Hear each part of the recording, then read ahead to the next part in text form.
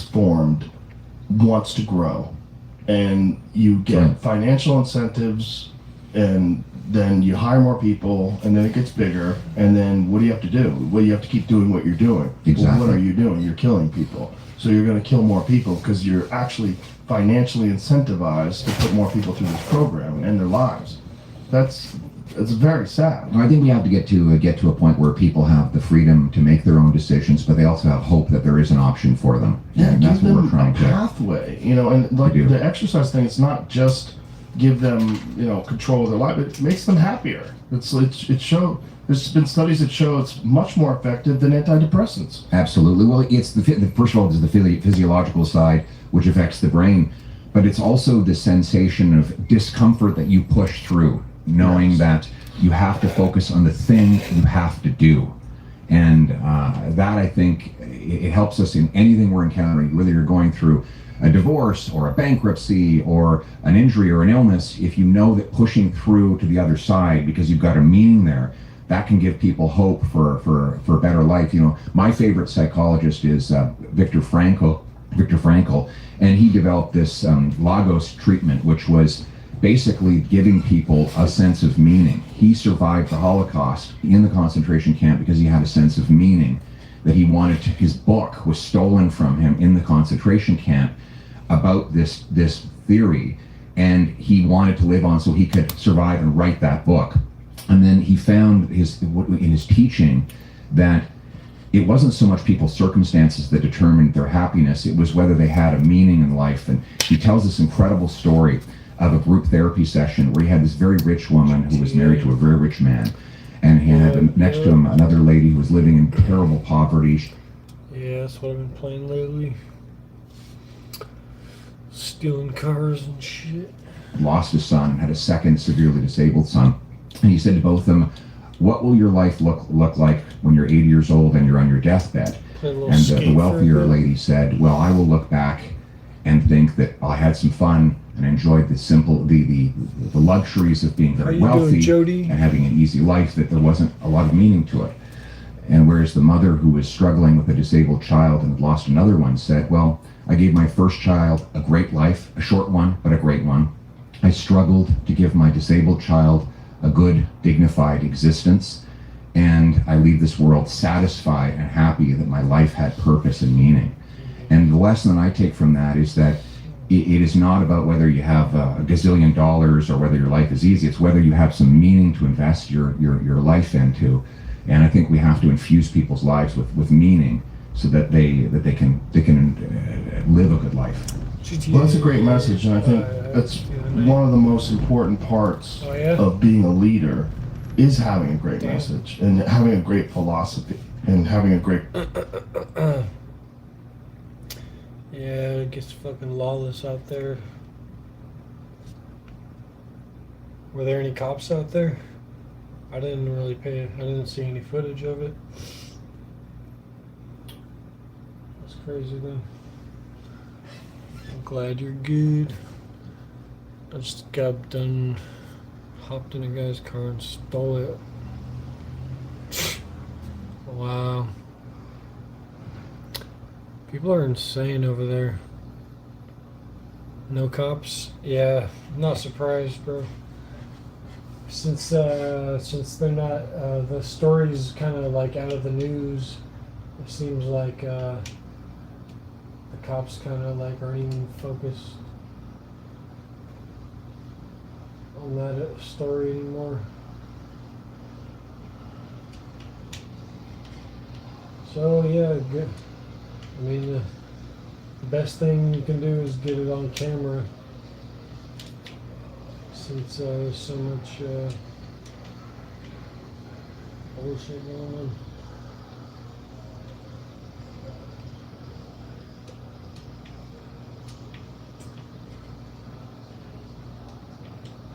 It's crazy, man.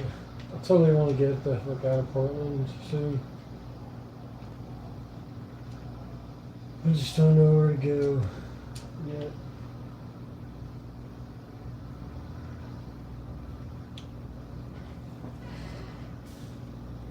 Perspective. And I mean, that's what disturbed me the most about when Trudeau was running the country. That I didn't feel like. I felt like he was manipulating people with woke politics and ideology, and that it was just this weird slippery slope that people were falling down, or they're losing rights, and you're losing your ability to express yourself. And it just really disturbed me, because I always felt that Canada was like one of the freest places and one of the most open-minded places, and it just I didn't understand how it could fall so quickly. We still, we are a free country, and we are a democracy. We have preserved that. My leader, I had this funny moment when Joe Biden came to Parliament Hill, and I said, Mr. President, I'm Pierre Poilievre, I'm the leader of His Majesty's loyal opposition. And he said, loyal opposition? How can you be loyal and opposition at the same time? It's like, what the hell are you talking about? And because you guys have a system based on a republic, whereas ours is the British system. And in our system, the opposition is an act of loyalty. That's what our system means. It means that if you are opposing the government, you are doing it out of loyalty to the good of the people.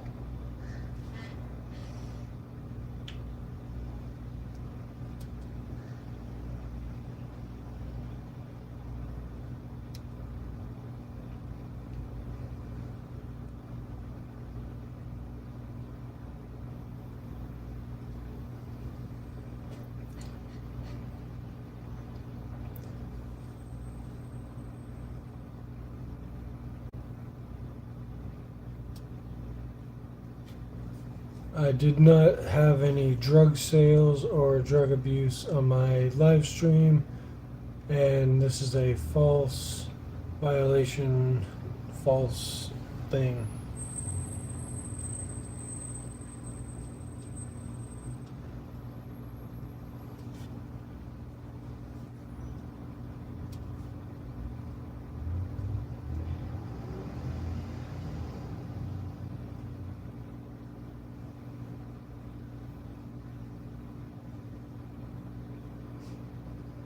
Karens.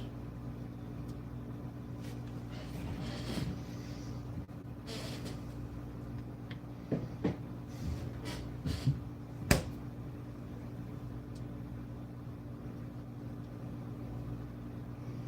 you want to do bear sales?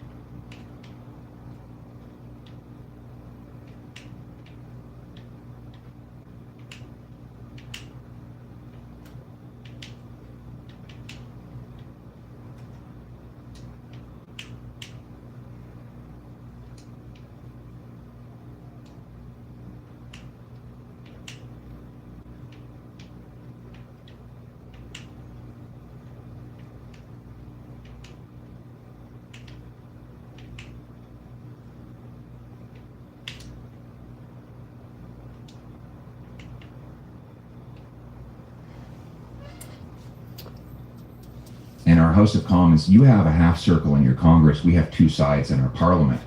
It's 2.5 sword lengths apart, because they used to literally kill each other in the old English days. But the idea is the opposition is to prosecute the hell out of the government, make the mighty low. The most powerful people in the country are supposed to tremble every time they walk in that place, because knowing every mistake they made, every abuse of power, every corruption they might have done can be exposed and in front of all eyes. So our system is really designed to constrain the power of government through what we call Parliament. Like, I don't work for government, I work for Parliament. The Parliament works for the people. We call it the House of Commons because it's the House of the common people. It's green in there because they used to meet in the fields of England. And so I really view the role of our Parliament to limit the power of government, to maximize the power of the people, make people bigger, stronger, and more fulfilled by having the government narrowly focus on the things it's supposed to do. Roads, military, basic social safety net, borders, police, etc., but then leave people alone to live their lives. If I were to start a political party from scratch, it would be the mind your own damn business party. Just get the government to do its job well, do 4 or 5 things really well, and then let people live their lives. Well, that sounds very reasonable. Yeah. Yeah, I mean, anybody that doesn't go along with that, anybody that's opposed to that, that doesn't even make sense. No, look, like I said, the way I grew up and everything I've seen ever since, when I talk to farmers or factory workers, electricians, I find they know just as much or more than the so-called experts I encounter on Parliament Hill. Like back during COVID when all these governments were printing money and all the politicians and bankers said, oh, this is great. Look at all this money we get to spend. I'd walk around communities and I'd have like mechanics say, you know, we're going to have inflation. And I would say, yeah, it makes sense to me. And I'd go back to Parliament Hill and the experts would all say, no, it's not going to be any inflation. And sure enough, all that money filtered into the economy, bid up all the goods we buy, and everybody got smoked with higher prices. But the point is that it was the common people who don't study this stuff for a living, who don't read endless reports and studies, who could just figure out that if there's money pouring into the economy that's not matched by goods and services, it's going to bid up the cost of everything. So that's my experience and my ideology is the common guy knows how to make his own decisions. We need to empower him to do that. Yeah, just stay out of people's lives. Exactly. So there's a narrative in America, and the narrative is that you were about to win and your party was about to win, but then Trump came along and said he was going to turn Canada into the 51st state, and everybody went crazy. Is that accurate? I wouldn't say they went crazy. I mean, it was. They got very upset. They should be upset, though. I mean, well, it's a crazy thing to say. It is a crazy thing to say. Canada's not for sale. We're never going to be the 51st state.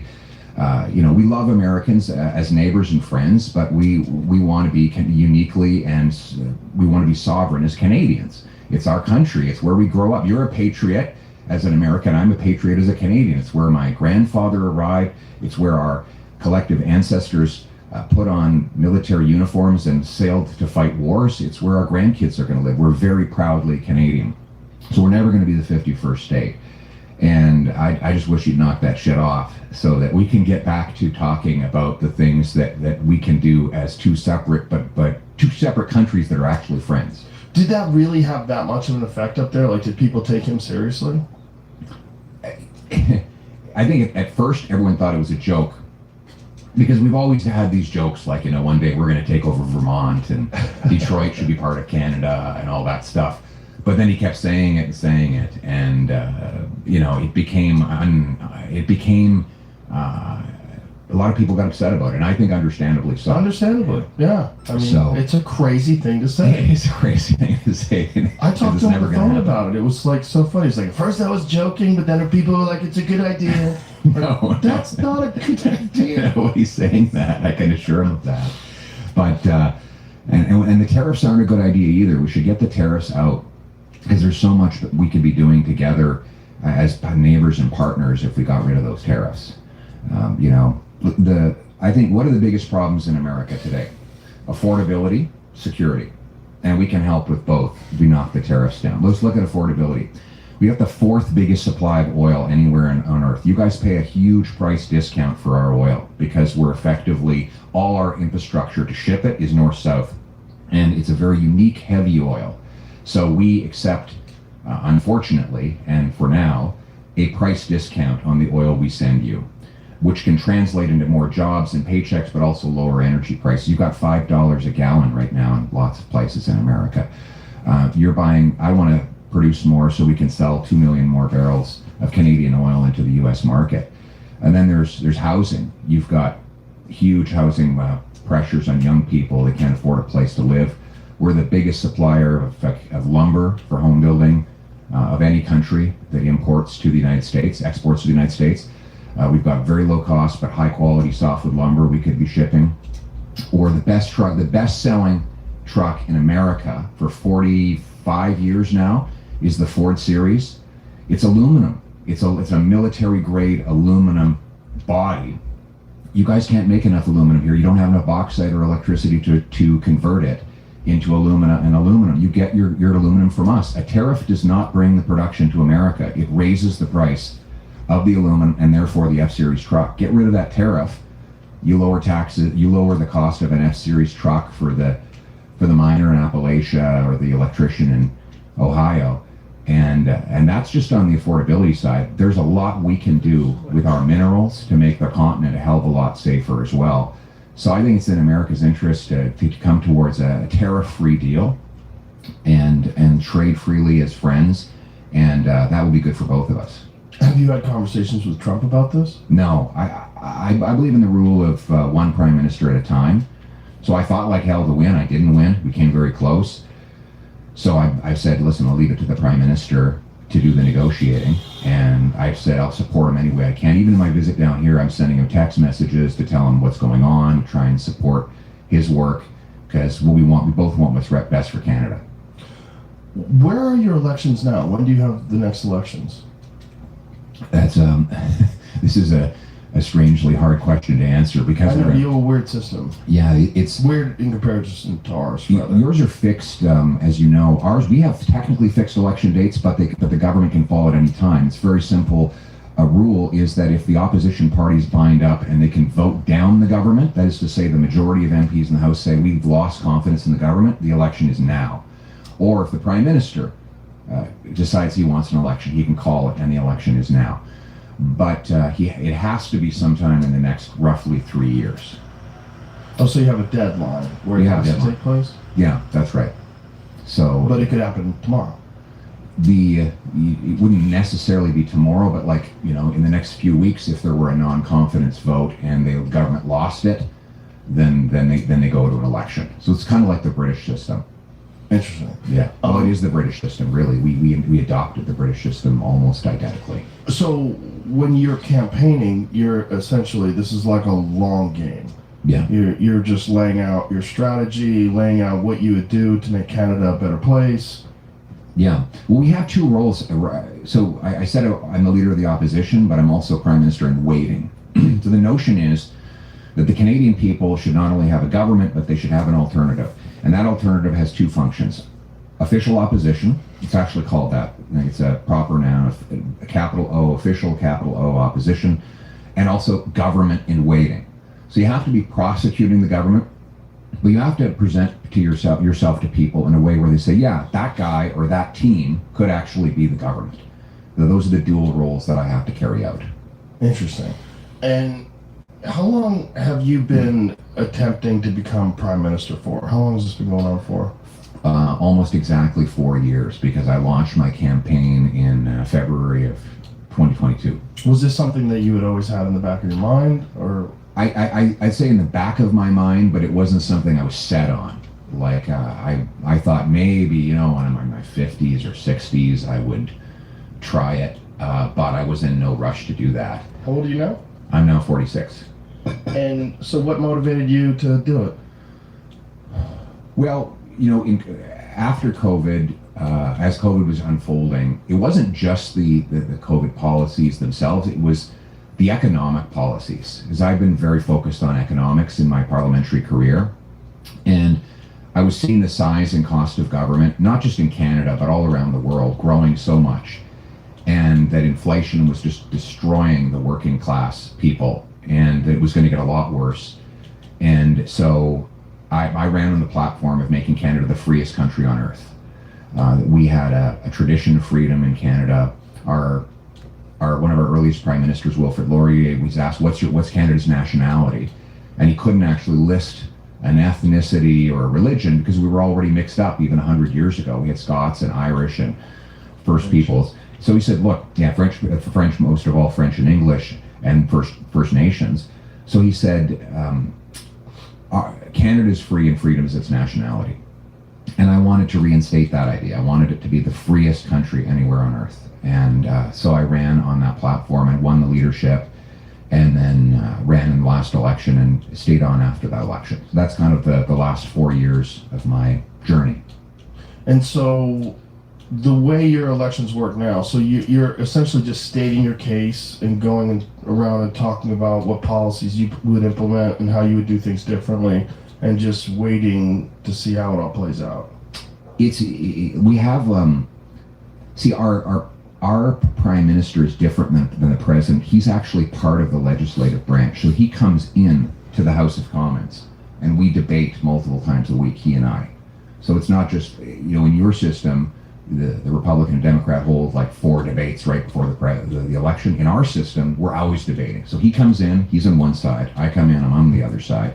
And I ask him like 6 consecutive questions, and then he answers. And we go back and forth.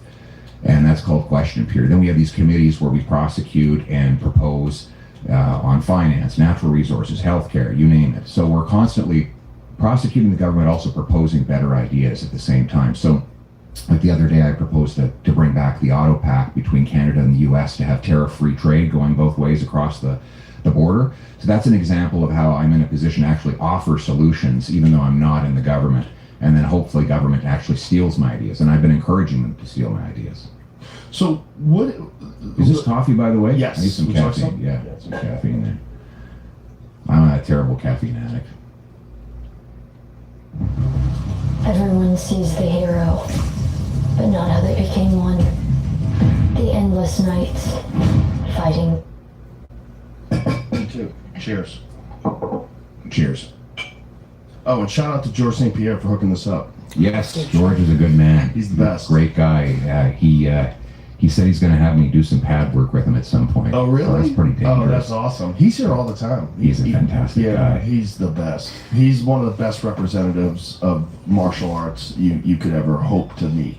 He's got humility, and I remember he came to Parliament Hill years ago, and I thought, geez, he's going to be, because I thought he'd be cocky and swagger, but he was so down to earth. Oh, so much humility. For what he's accomplished in MMA, I've introduced him to people, and they have no idea who he is. Yeah. And then I go, that is one of the greatest fighters that ever walked the face of the earth. Absolutely. Like, no way. He's so nice. And that's the Canadian way, though. Like, it's soft-spoken and gentle and kind, but tough. Don't piss us off. Yeah, but tough. Yeah, that's where really Chuck tough. fucked up.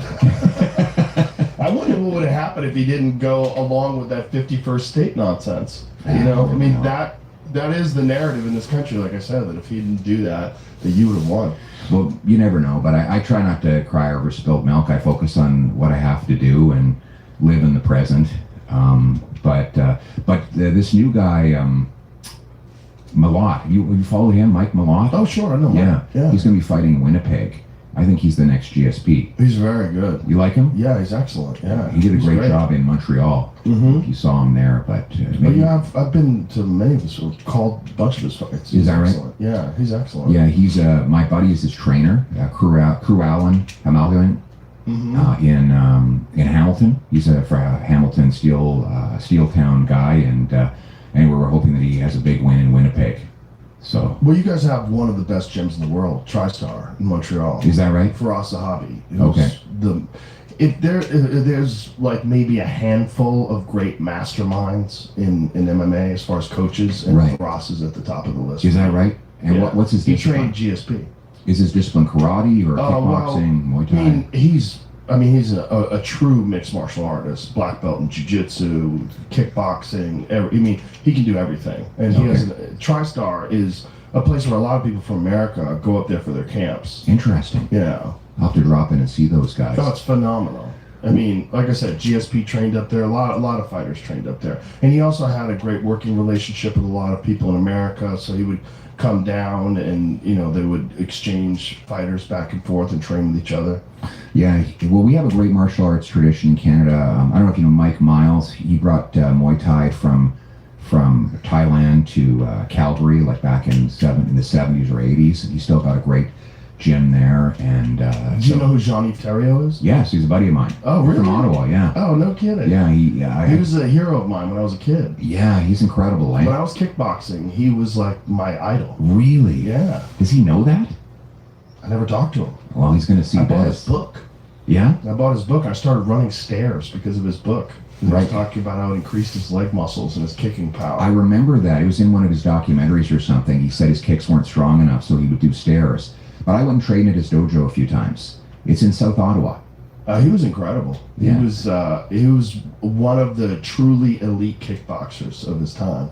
He was a great boxer. Like, I know he never competed as a boxer, but his hands were fantastic. And well, that's really what separated him from a lot of other people. It was like his accuracy and his technique was pristine. He told me that he would spend hours studying the distances that your limbs would have to travel depending on how you moved.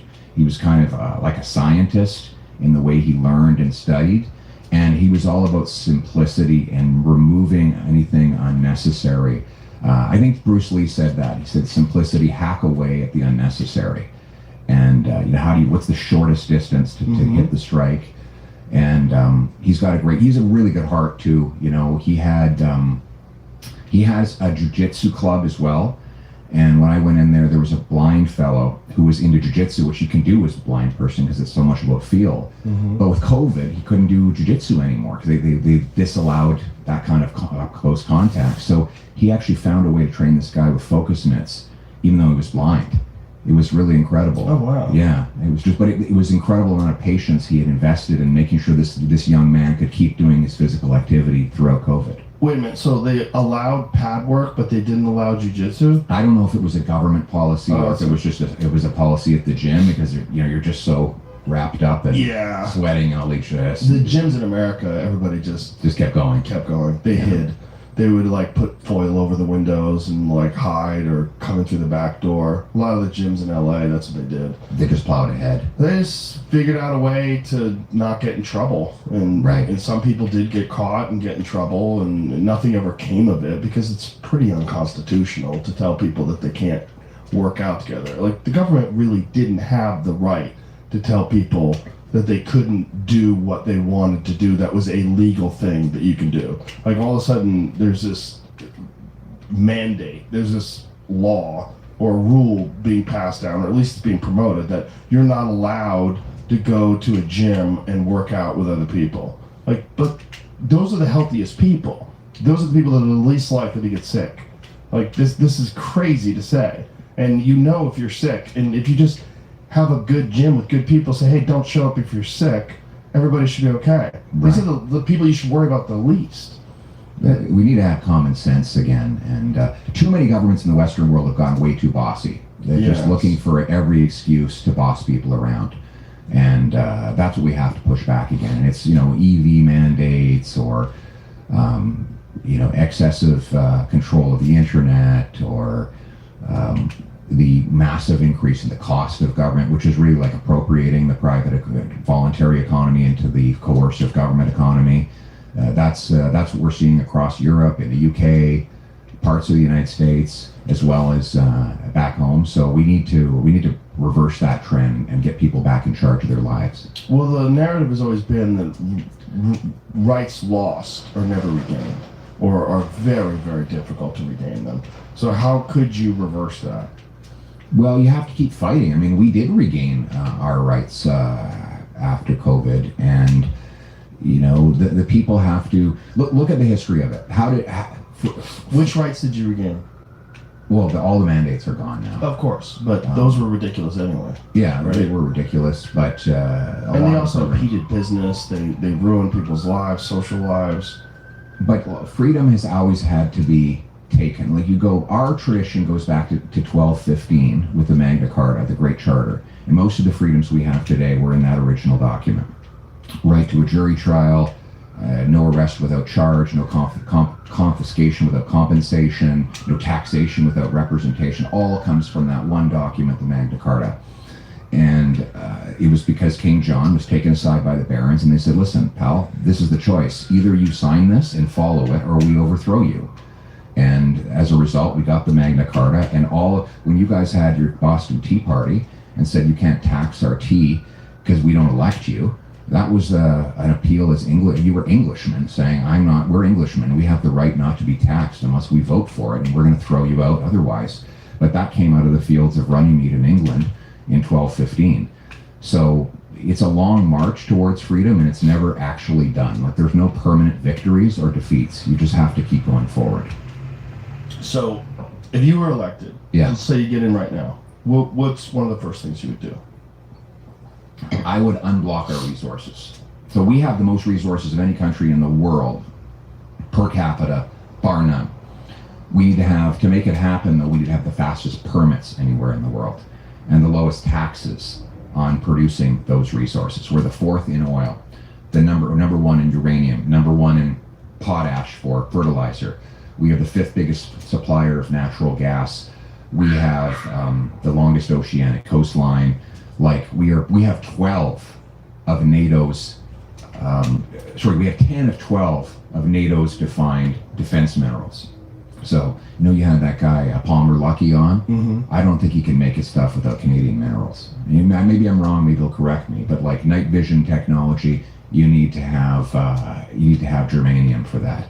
You need to have gallium to make semiconductors and radar. You need to have aluminum for armored vehicles and airplanes. You need cobalt for heat-resistant alloys and fighter jets. You need tungsten for armor-piercing ammunition. We have it all. And what I want to do is unblock those resources, produce them in abundance for ourselves and our allies, make $200,000 paychecks for our trades workers, build up an enormous strategic stockpile of it so that we have tons of leverage in international relations. And if, God forbid, there is ever a global conflict, we would have all the resources necessary to win it. So, but we need to get rid of a lot of laws that are blocking and replace them with laws that have fast permitting so that we can produce this stuff on scale very quickly. So is the concern the environmental impact of extracting these things? Is that what's holding it up? That's the ostensible reason, but I just think across the Western world, like Europe, UK, parts of the US, and Canada, there's a problem with bureaucracy just growing way too damn big. Like, the First Nations in our country are incredibly forward-looking.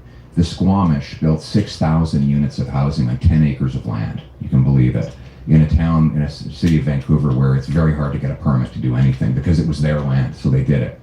They're building now an LNG liquefaction plant where they replaced an old dirty mill. So they cleaned it up and put an LNG plant there.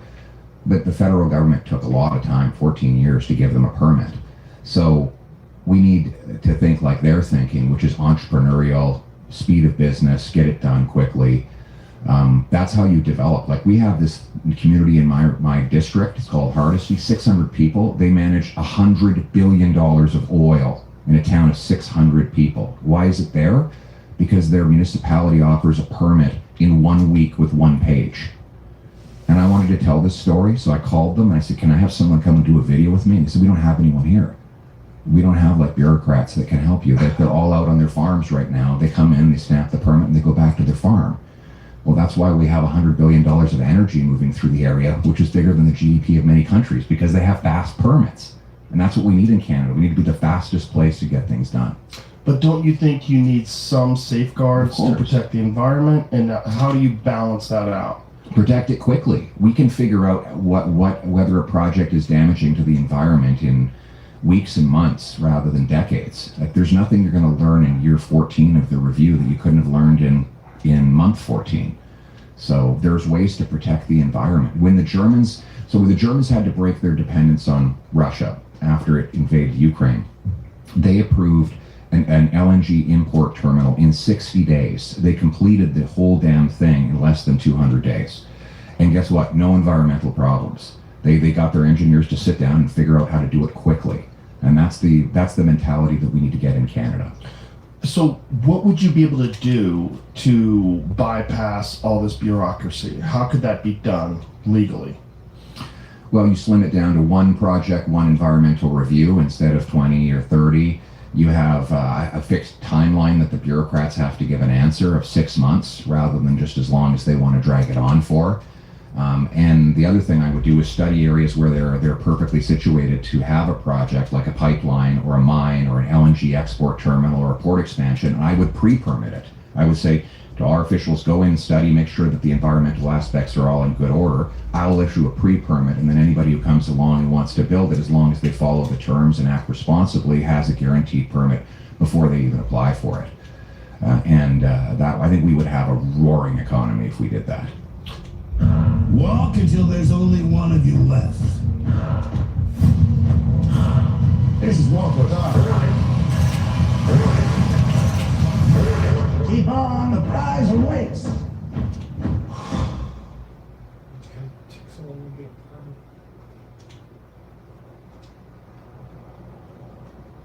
Dude, what the fuck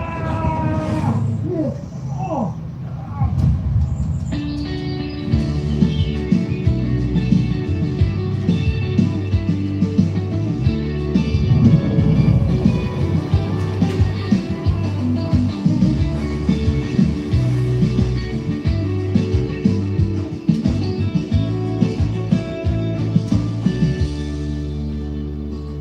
Gayme 1 Plus robotic mower.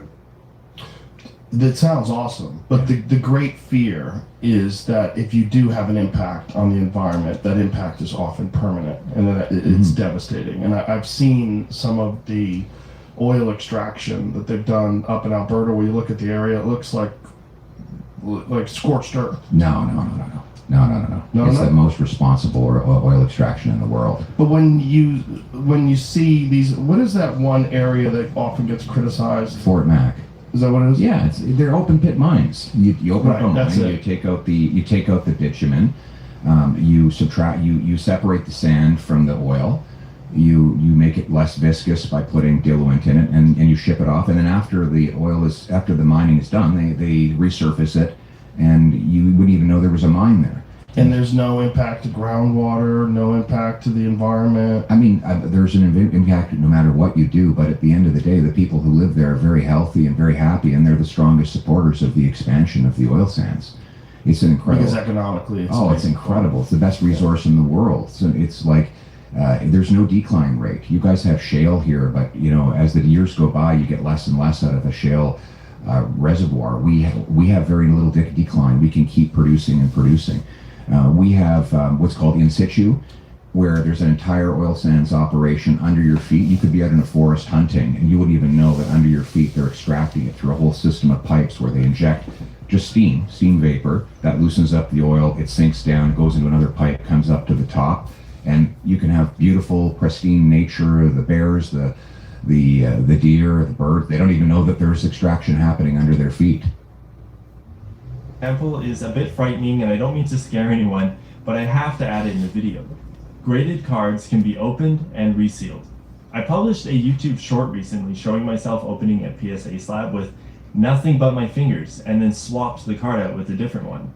I'll be honest, I don't know how common this is, but it's possible, so we need to be prepared. Look here, I did create some small stress cracks when I opened the slab. It's really hard to avoid this. And I never sealed it back up, so it pops out with a slight flex. By the way, the label can be swapped out too, so keep that in mind. This is a sad reality of collecting Pokemon cards in 2026, but it is a reality. Only buy from people or companies that you trust, and above all, if the price is too good to be true, don't buy it. So now that we've laid some groundwork, let's get into the actual cards and answer some burning questions. One of the things I see beginners struggle with the most is understanding expansion sets. It's not as easy as base jungle fossil anymore. There are now over 150, and we're getting them more frequently. But it'll all make sense if we just look at these patterns. At the time of this video, you might be hearing chatter about Mega Evolution Ascended Heroes, and there's actually quite a lot of information we can extract from just one product image. So, the logo seems to consist of two different names, Mega Evolution and Ascended Heroes. Mega Evolution is what we call a series, but many call this an era or a block instead. And Ascended Heroes is the current set. Mega Evolution is like Harry Potter, then the set name is like the book title. Ascended Heroes is the third expansion of this series, so it's kind of like The Prisoner of Azkaban. The other thing we can deduce is that this is a special set. Now, this doesn't mean very much, but every few sets is a special set and has an alternate product lineup. For example, these poster collections are exclusive to special sets, as well as the sticker collections. Now, individual booster packs, the ones with the cardboard sleeve, and booster boxes are not available for special sets. We'll probably see a few special sets this year, including the 30th anniversary set. So that should clear up the present, but the previous years can still be intimidating. Most of the series in the past are named and paired along with the mainline video games, for example, X and Y. A new game usually means a new series for the TCG. Now, they recently broke this pattern with Mega Evolution, and there's no set time span for each series. Sword and Shield was long, lasting 3 years, but Heart Gold and Soul Silver lasted only a year. Most are about 2.5 years though. The sets also vary in size. Phantasmal Flames was only 130 cards in total, but Ascended Heroes is more than double that. Special sets are usually bigger, and that's partially because of all the variants like reverse hollows. By the way, Ascended Heroes is the international version of the Japanese set Mega Dream EX, which is a high-class set. This is basically a greatest hit set made of mostly reprints throughout the past year. Japanese expansion sets have a different structure. They're smaller and come out almost every month. Most of the time, two are combined to create an international set, but there are exceptions like Ascended Heroes. Keep lesson number 1 in mind. We don't want to collect without a plan because you'll quickly get lost among all these different releases. Once you get started on one set, another new shiny sparkly set will release and you'll never catch up. Besides, you're going to need to buy some supplies. Every time you collect a new card, you're adding to your collection.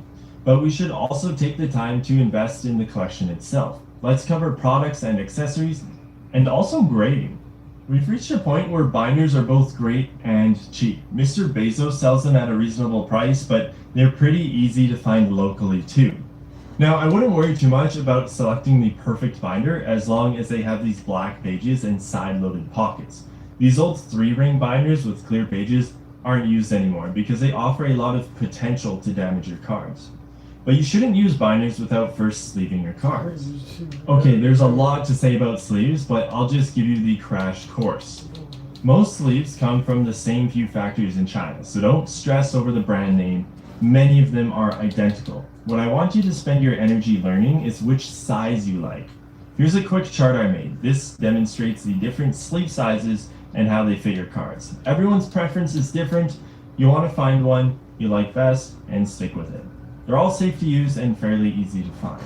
So that's the first way to invest in your collection. Now let's talk about grading. Again, I have a full video on grading for beginners, but I'll break it down into a short version here.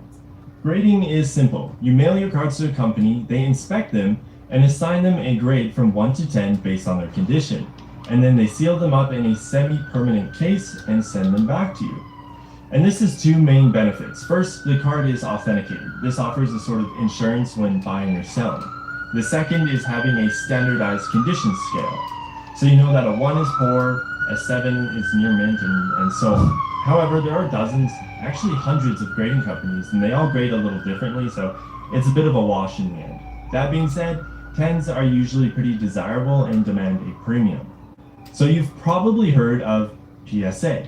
They have a pretty strong monopoly. Okay, technically it's not a monopoly, but my point is, PSA dominates the grading market and it's not even close. People also use CGC, VGS, SGC Tag, and a few more. Then below that tier are a lot of startup or foreign grading companies. The reason they're viewed this way is mostly trust and reputation. Consumers assign PSA a higher value than anyone else, but at the end of the day, it's just a third-party company charging you for plastic, so don't take it too seriously. There are entire businesses built around grading and selling. These guys buy raw cards, send in the near mint copies, and then sell the 10s for a profit. This has become very popular lately, and there's a lot of pressure to get your cards graded. But listen, if you're new, don't feel pressured. You don't have to get your card graded if you don't want to. Don't let anyone tell you what to do, whether that's grading, buying, selling, or collecting.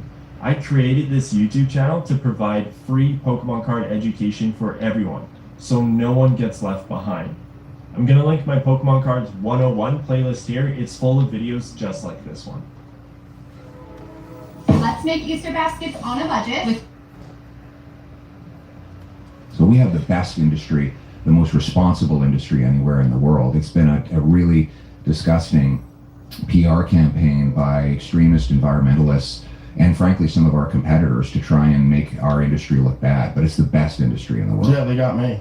Yeah, I saw some videos on it. I was like, oh my God, what are Yeah. they doing to the ground? What are they doing to the earth? It looks horrible. they're all it's all bullshit. We have the It looks polluted- horrible. Like, Yeah, but I mean, that's just a superficial look at it. I'll take you for a tour in the oil sands. You'll be amazed. We have the best engineers in the world. And by the way, the First Nations people absolutely love it because it's lifting their people out of poverty. They're getting enormous job opportunities out of it. One of our MPs is a former chief, where they took 18% unemployment, brought it down to 3%, balanced their budget. Another one of my members of parliament in northern British Columbia negotiated a $40 billion LNG plant on the Haisla territory. It's completely eliminating poverty for the First Nations there. And by exporting clean Canadian natural gas, which we can liquefy 25% cheaper because it's cold as hell in Canada, They actually displaced dirty coal overseas. So instead of Asia burning coal, they're burning clean Canadian gas that's delivered by First Nations partnership. So this is the best way to do it. Makes everybody richer and makes our entire continent better off. Well, it seems so simple the way you're laying it out. I don't understand why this hasn't been implemented. Yeah, this is the story of my life. It's frustrating. Is it that? But is it that simple? Is it really that this is what's holding everything up? The bureaucracy and the time it takes for permits and Yeah, like a lot of things. So regulations. We have the same thing in housing, and so do you. Like if you look at California's terrible. Like why is there such a housing shortage in California? It's because it takes forever to get a permit, and there's always bureaucracy standing in the way, and it totally screws over the working class youth who can't find a place to live because they're not being built. And we have that challenge in Canada as well. Well, that's why I proposed ideas to cut the bureaucracy and the taxes so that we can build affordable homes for our youth, because right now we have a whole generation that can't afford homes. And that was one of the biggest issues I ran on. Home ownership is necessary for family formation, for civil peace in society where everybody feels like they have a piece of the pie. We need to expand home ownership, but to do that, you've got to get the government gatekeepers out of the way, speed up the permits, free up the land, cut the development taxes. So let's assume that you got in office. How much time would it take to start implementing these things, and how quickly would that impact be felt by the Canadian people? Look, I think a lot of them move very quickly. There's a lot of projects that investors are sitting on, but they don't have certainty in permits. So I would unblock that, and I think in the first year you would start to see immediate benefits for the working people who'd be getting these jobs. Some of it would take more like a medium term. Like the second thing I would go after is just the inflationary spending, which is a big problem all over the Western world. Like people just can't afford to live. I don't know if you encounter that around here. Oh yeah. I mean, crazy. inflation's crazy, and the national debt in America just went up to 39 trillion. Right, which is bigger than your GDP. It's a lot of money. So explain this to me. 50 years ago, a barber and a waitress could buy a house with a big yard for a dog and raise 4 kids, meat and potatoes on the dinner table every night. And now an accountant and a lawyer can't do that. Why is that? Well, there's a lot of spending, yeah, and a lot of making money, a lot of just cash, turning, just making dollar bills with nothing behind it, nothing to back it. This is the biggest fraud perpetrated on the working class people in the last 100 years. Printing money is just insane. It's just the idea you just print more money. It's like, and people go, oh, okay. Well, it looks painless at first, right. But if you have an economy with 10 apples and $10, it's $1 an apple. You double the number of dollars to 20, you still only have 10 apples. Well, all of a sudden it's $2 an apple. It's not that the cost of apples has gone up. It still costs the same resources to grow and pick the apples. It's that the price has gone up because the value of money has gone down. Right. So in America, over the last 55 years, you've doubled the number of homes in America from about 70 million to 150 million. You know how much the money supply has grown? 30 times. So you have twice the homes, but 30 times the cash. So what's happened? Housing costs have gone up 15-fold in 55 years. And now an entire generation of kids can't afford homes. We have exactly the same problem in Canada. This is the biggest wealth transfer from the working class to the elites, from I say the have-nots to the have-yachts. And Washington and Wall Street love it, by the way, because it inflates the stock market, inflates the bureaucracy. Politicians get to spend, CEOs get their stocks inflated. But it destroys the working people, and we need to get back to hard money. Everything should be getting cheaper, by the way. It takes 60 to 80% less resources to grow food. We grow 4 times the food on the same acre, get 4 times as much milk from the same cow. We use 80% less water and fertilizer. So why isn't it that food is not less expensive? It's because all of those gains are being erased by monetary inflation. So it's not that food is more costly, it's that the money we use to buy it has less purchasing power. And we need to do what the Swiss do, which is they don't print money. They have balanced budgets, they have almost no deficit, and they have almost zero inflation in Switzerland. They have the strongest money in the world, the Swiss franc. And we would all be better if we operated like the Swiss when it comes to our money. So in a real world scenario, it's like you take over Canada, how would you go about implementing this? You've got to cut bureaucracy, consultants, which consume, by the way, $26 billion of spending. How big is your debt in Canada? 1.3-ish trillion. Oh, that's So baby debt. it's compared to you. You guys are... We're ridiculous. Wow. But you've gotten away with it because the American dollar is the reserve currency. Mm-hmm. So all these countries prop up the value of the US dollar by keeping it on reserve. Better hope that doesn't change. Yeah, better hope. We don't have that luxury. And so, but we do have a lot of debt, and we have provinces too, they're quite indebted. But I would cut the bureaucracy, I would cut consultants. Foreign aid, I'd cut way back on foreign aid. We give out corporate welfare, these checks to corporations. I believe business should make money rather than take money, so I would get rid of that. We're giving a lot of money to fake refugees, people who come in and they're not actually fleeing danger.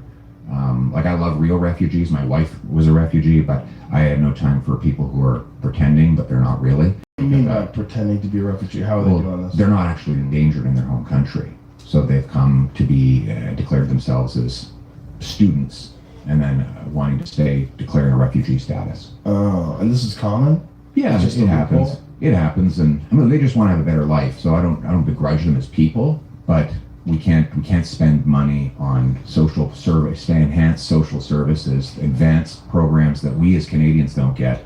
Right. For people who are not paying into. So you're not opposed to them being there, you're opposed to them getting Canadian I'm welfare. opposed to them. If they're not real refugees, they shouldn't be brought in as refugees. I think we have to distinguish between those people who are actually in danger in their home country, which is the definition of a refugee, and someone who just wants to come in excess of their proper immigration. Is this that common that it's actually affecting our economy? Right now it's a challenge because we had a big number of international students and temporary foreign workers that came in very large numbers in like 2 or 3 years. We were bringing in about 1 million people a year, which in America's terms would be 10 million, like just if you're doing per capita. And it really caused a housing shortage, like some places where you have 26 of these students living in one basement. So we're trying to unwind that now. And how do you do that? Well, when their work permit and their visitor visa runs out, then we have to encourage them to head back lawfully. Right. But you don't want to do it ICE style. No, I don't think we need to do that. I just think we have to be orderly and lawful about it. And is that supported by the Canadian people? Yes, because we're a very welcoming country. We're a nation of immigrants, but we're also a nation of laws. And there's a general consensus, like across the spectrum in Canada, that the population growth was too fast for like 4 or 5 years, and so we're trying to unwind that now. What are the other things that you would have to do to drop your debt and sort of balance your budget and begin to turn things around? Well, in addition, so I like this idea that actually, believe it or not, that Bill Clinton and the Republicans did in the 90s in the U.S. It was called the pay-go law. And a very simple principle. Every time the administration wanted to bring in a new dollar of spending, they had to match it with a dollar of savings. So there was no extra net spending for like 8 years. And that's when your government balanced its budget and paid off $400 billion of debt. That law lapsed in 2002, and immediately after that, America went back into deficits, and you haven't emerged. You've been in deficit now for 25 years. This is about internalizing scarcity. Every creature in the universe, every bird in the trees, every fish in the seas has to live with scarcity, maximizing use of scarce resources. The only creature who doesn't do that is the politician, because he's always using someone else's money. Right. It's like, oh, well, I'll just print it or borrow it or tax it. It's not my money. And so they routinely show up to their cabinet meetings and say, well, I've got a new idea. It's $100 million. Where are you going to get it? I don't know. We'll print it. We'll borrow it. We'll tax it. Not my money. But if you had a law saying you can't actually bring a proposal to cabinet unless you have matching savings to pay for it, well, then you'd have these politicians walking up and down the hallways in their departments looking for waste and like rooting it out. So instead of making the single mom, the senior, or the small business owner live with scarcity, I want the politicians and bureaucrats to live with scarcity. And that's what I would impose by law on my government. Well, it's just a rational way to deal with the problem. Like, don't spend money unless you can save money. Exactly. That's how you balance things out. I mean, Clinton did balance the budget. He did. During his time, and people forget that because we've always assumed that there's always been this extraordinary debt, but that's not the case. During the 1990s, I mean, he did a fantastic job at that. Yeah, and it was that Congress was very disciplined as well, and the American people just got fed up and said, we're not tolerating these deficits anymore, and they imposed scarcity from the center. And by the way, the economy boomed because the government was restrained, and the free market economy could just roar. And that's another part of the equation, by the way, is unlock the power of free enterprise. Like, this is the 250th anniversary, not just of the Declaration of Independence, but also of Adam Smith's Wealth of Nations, where he basically, for the first time in human history, described the free market system. And that was starting to flourish in the States and in parts of Europe. And that system basically started to come into place after, the late 1770s. The growth since the free market system has come into place in the world has been 200 times faster than it was before, because it is the most powerful system for generating material benefit for the people. And that's what we need to restore in Canada. I want to make it the freest economy in the world. It's the package from my family back home and contains nothing of consequence! Oh? All the way back home? Alright, alternate plan. I was trying to spare you, but my undergarments are inside.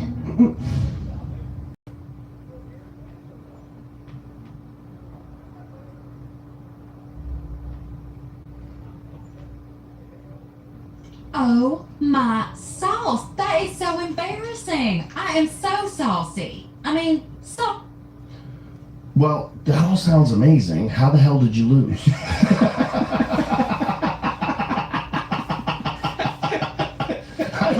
How can a rational person not vote for that? I mean, you're not saying anything that's restrictive.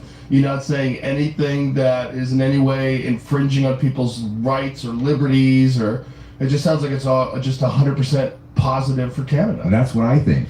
That's my mission, and I think it will be positive. But I will get, Canadians do things through evolution, not revolution. So I'm just going to keep pushing my ideas, and I think overwhelmingly we'll win the next election.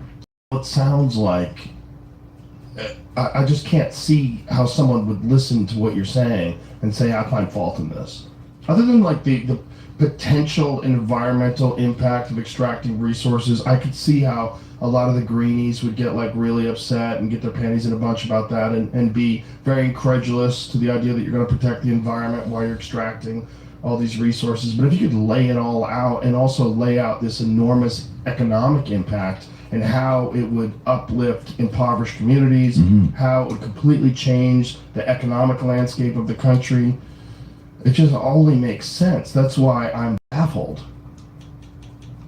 Well, listen, the people render their judgment, but it means I have to do a better job of What were the proselytizing. criticisms of you? Like, what did your opponent say that, like, people that resonated with people?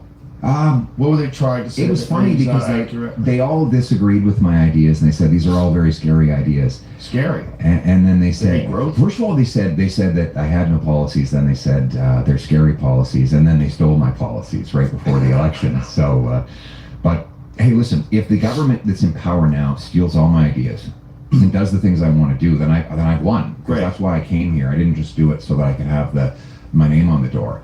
So I keep saying to the Prime Minister, steal my ideas. Right. But he doesn't want to. Well, I will criticize him on foreign soil. I understand. But Good for you. yeah, I mean, we have a mutual That's such a respect. Canadian thing to do. That is a very Canadian thing to do. So polite. That's what I'm saying about Canadians. They're so polite. It's funny, your security guy was talking about the Canadian standoff of, when you get to a door, you go first. No, you go first. Right. You go first. You can stay there all day. I actually looked this up the other day. Ontario actually has an apology act. It's a law that defines the apology, because we always say sorry in Canada. So they wanted to clarify that sorry is not a legal admission of guilt. So like we get into a car accident, I say, "Oh, sorry, man, it was terrible at your bumper." It doesn't mean that I'm guilty. So in law, so there's so many even if apologies. somebody else screwed up, you say sorry. That's funny. That's It's so wonderful. Canadian. Yeah. But you know, the great thing about Canada is we've always sorted our shit out peacefully. Like the Protestants and Catholics tore each other's eyeballs out in Europe for like hundreds of years, and then we came to Canada and just got along. And that's the great thing about Canada. Is like you can come, you know, Muslims and Jews, Christians, Protestants and Catholics, Hindus and Sikhs. They come to Canada and they just get along. They live on the same streets. Eventually, we all start intermarrying, and it's a great thing about Canada. Well, it really is a great melting pot, you know. Yeah, and like folks get to keep their cultures like at the same time as blending into the Canadian identity. Like my wife's from Venezuela, and so like, you know, oftentimes I'm in the house and there's like 16 Latinos and they're all speaking Spanish. I have no idea what the hell's going on, and they have this food. It's called ajacas. I said, you know, when they start cooking this stuff, I said to my wife, did your mom just call me a jackass? Because that's what it sounded like. I don't speak any Spanish. Yeah, I was kind of bored. It's not that great of a podcast. Well, yeah.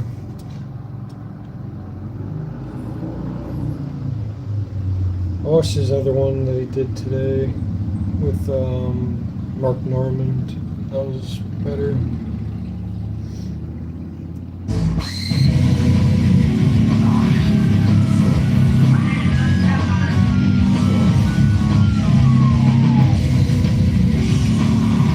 Lisa G is here. She's got some update from the Howard 100 newsroom. Let's find out what Lisa's up to. Lisa, come on. Glassberg takes shit. What do you have for us? Don't hold out. All right. Howard Stern, another bathroom scandal hitting the Stern Show. Yeah. Sirius XM employee Troy Henson walked into the main employee bathroom on the 36th floor yesterday morning and witnessed a shocking spectacle. Richard and Sal both crammed into a bathroom stall with the door wide open, both peeing into a toilet bowl that had the seat still down. Troy says they were peeing all over the seat. Oh my God. Oh my God. I mean, really, what is going on? What? Sal tells Howard 100 News he was peeing in a stall when Richard nudged into... Build your way to more rewards with the Business Platinum Card from American Express. As we speak, our enemies are assembling.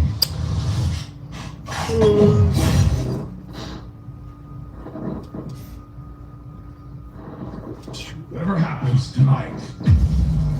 There are some myths and rumors that we need to address. First edition Charizard kind of steals the spotlight. People know this card is crazy expensive, but then assume that all vintage is expensive. However, the 1999 base set is cheaper and easier to complete than most modern sets. In fact, you can master set, base set, jungle, and fossil for less than Evolving Skies or Pokemon 151. I'll say that again. The original 1999 base set is cheap and easy to complete. English sets from the original series have two different prints, first edition and unlimited. In this scenario, I'm referring to unlimited because first edition would render my statement false, and I think you should collect unlimited. It'll save you money and give you freedom to collect more. Check this out. Base set only has 102 cards. I did the math and found that Charizard alone is worth approximately 25% of the set's total value. After this, you have 15 more holo cards than 86 non-holos. And if we look at these prices, they're comparable to many modern cards. But modern sets are 4 to 5 times bigger than base set. It's not that vintage cards are cheaper per se, it's that vintage sets are cheaper as a whole. Will vintage ever catch up? Well, because the base set is so much smaller than, say, Pokemon 151, each card would have to increase by an average of 46%. But remember, Pokemon 151 is increasing too, so the 1999 base set would have to outpace it to become more valuable. Jungle, the second set to be released in 1999, doesn't have a Charizard. The chase is Snorlax, which is like $50, and the original Evolutions, which are also very reasonably priced. And guess what? Jungle is a 64 card set. Isn't that crazy? You can master set a vintage 1999 expansion for under $500. Fossil comes next with only 62 cards, though the Dragonite and Gengar might break the bank just a little. After that, we have Team Rocket, Gym Heroes, Gym Challenge, and the Neo series. But then reverse holos are introduced and my theory kind of starts to fall apart.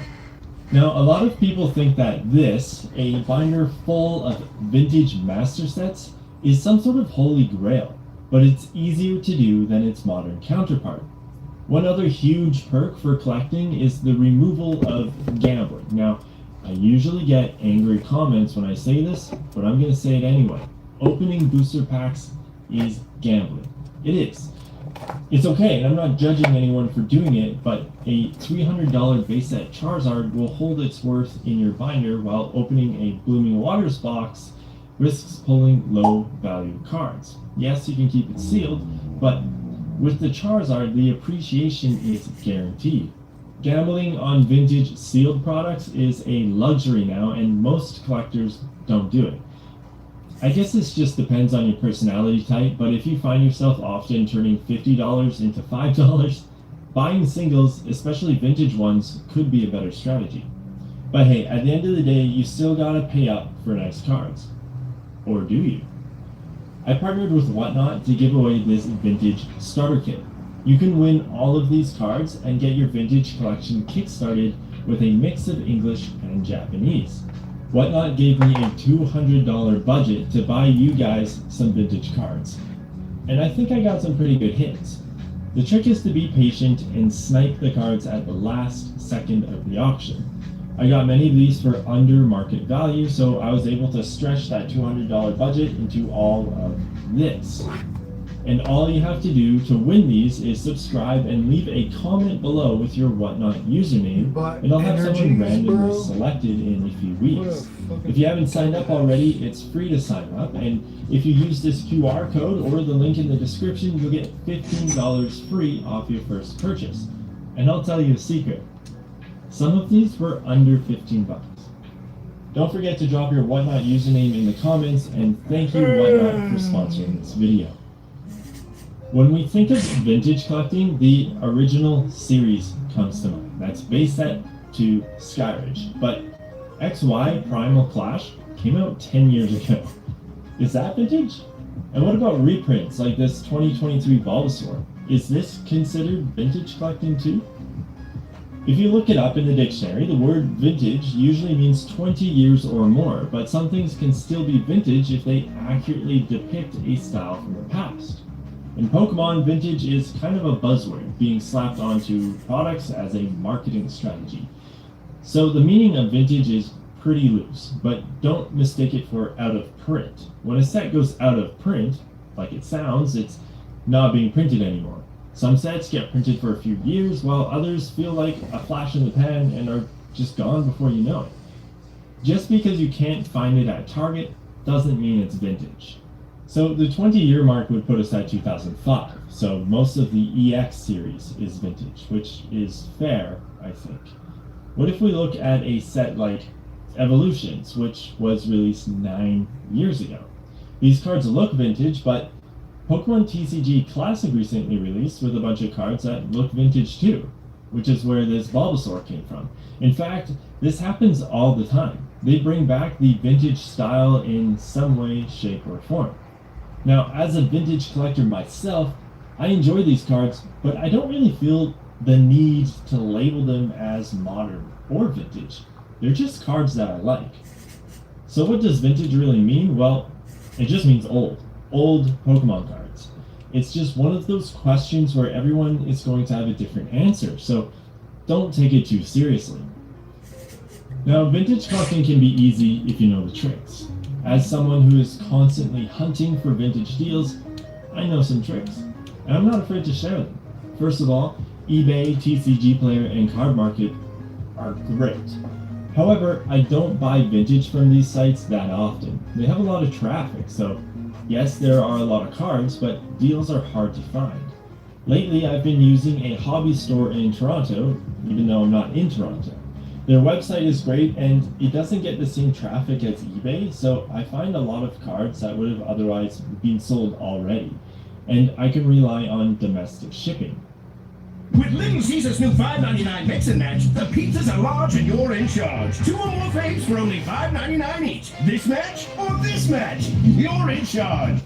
I would suggest you search for hobby stores in your state or province, even if they are a few hours away, and check their websites. A sneaky way to do this is to go on eBay and search for listings within a specific range. Then look up the seller's websites. Since you're cutting out eBay's middleman fee, you can usually negotiate good deals this way. And if you signed up for Whatnot earlier, what I've been doing is avoiding the streams with over 100 people. Look for fewer viewers and you'll have less competition. You have to be patient though. These strategies are time consuming, but they work. Okay, but which vintage sets should you start with? I really do think base, jungle, and fossil are great choices, but there are other beginner-friendly options. To get you started, you should just browse old sets. I like to use PokemonCards.com and just scroll through the different expansions and see what grabs your eye. You might like the old EX cards, which I think are my favorite, or maybe some of the Diamond and Pearl era Level X cards. If you have a bigger budget, check out the Gold Stars. You might also consider the Wizards Black Star promos. Most of these promos are cheap, but a couple of them are pretty pricey. If none of these pique your interest, then dive into Japanese vintage. The sheer amount of promos is crazy, like the 2002 McDonald's cards or the Misaki promos, which are linked to the vending series. Another amazing vintage set, exclusive to Japan. There are dozens of beautiful vintage cards at every price point, and many of them are readily available. But there's still a lot to learn about vintage because there's a lot of details. A nuance means sometimes yes, sometimes no. Vintage cards are full of nuances, but right now I want to focus on first edition because it's the most important. Yes, this is an educational channel, so we're going to have to suffer through a quick Pokemon card lesson. The concept behind this is that only the first print of a new expansion will have the first edition stamp, so collectors can rest easy knowing that they have one of the very first cardboard cartoon characters. People pay a lot more for the first edition cards. The 1999 base set all the way to the 2002 Neo Destiny set had a first edition print. However, base set 2 and the Legendary Collection did not receive first edition runs because these were international exclusive sets composed of only reprints. So the E-Series sets don't have first edition, and of course, modern cards don't have it either. So, to go a little bit deeper, some first edition stamps are gray, and collectors tend to pay a little bit extra for this error. But some are also thick or thin, which fetches higher prices when auctioned to the right fucking price. piece of shit. Go. Now this is a pretty niche thing, meaning Fucking most people don't What care the about fuck the is way wrong the with this stamp looks, fucking thing? as long as it's there. Oh, and let's clear up the whole shadowless thing. First edition is always shadowless, but shadowless isn't always first edition. Unlimited has a shadow and never has the first edition stamp. This only applies to base set, by the way. And I made a separate video on this that covers a few nuances like Machet. I really do think you should check it out. Now, if we look at Japanese cards, they have a completely different story. The first edition stamp on Japanese cards looks a lot different, and started with the Pokemon BS expansion in 2001. So the original Japanese cards don't have a first edition, which makes them quite a bit cheaper, and we'll talk about that in a moment. But they continued the first edition runs all the way from the BS set up until the 20th anniversary set, released in 2016. After this, they scrapped the idea as well. But even then, it's kind of backward in Japan. Many of their sets are harder to find in Unlimited rather than first edition. If your head is spinning, don't worry, it's complicated, and you have to be borderline obsessed to memorize all of this. The best way to learn all of these nuances is to join a community and just hang out. Discord servers, forums, and Facebook groups are pretty popular options. But yeah, when you get into this nitty-gritty first edition stuff, it's definitely intermediate level. Although that's a good thing. It also gets more exciting the more you learn. Okay, we touched on it a bit, but one more thing I want you to consider is if you want to collect vintage in English or Japanese. Both have different perks, so let's talk about it. Obviously, Pokemon started in Japan and didn't go international for a few years, so if you want true vintage, Japanese is the way to go. The Japanese base set is 3 years older than the English base set and has an entirely different look and feel to it. Plus, some of the Japanese exclusives from later years are breathtaking. Another perk is that Japanese cards are cheaper. Now, there are a lot of factors that contribute to this, one of them being sheer demand, but Japanese cards are also more durable, and many of them are in better condition than their international counterparts. I always thought that was interesting. One more big one for Japanese is that you can collect outside of the official TCG. Bandai Cardass and Top Sun are both very popular non-TCG sets that offer new artwork and designs that have been lost to time. Holding one of these is just so cool. That being said, you can always collect Topps cards if you prefer English. But okay. English is where the money is, right? Collectibles can be a fun way to invest a little bit of play money, and we all hope that we can sell our collections one day for a profit, whether that's your goal or not. Personally, I collect because I love the cards. I don't have plans to sell them, but one day in the far future, I have to pass on my collection, whether I gift it to my child or sell it off. I want there to be value. So from that perspective, English might be better. But hey, if you've made it this far, you've probably realized that everything is nuanced. Everything is nuanced. And probably the best is to mix English and Japanese. Listen, don't be afraid of vintage. If first edition Charizard intimidates you, you're not alone. It intimidates everyone, but that's not indicative of vintage cards as a whole. Let's try something. Look at these two cards. Can you tell which one is vintage and which one is modern? Probably not. On the 30-year timeline, it seems like a big difference, but if we look at these on a 100-year scale, it's not so different anymore, is it?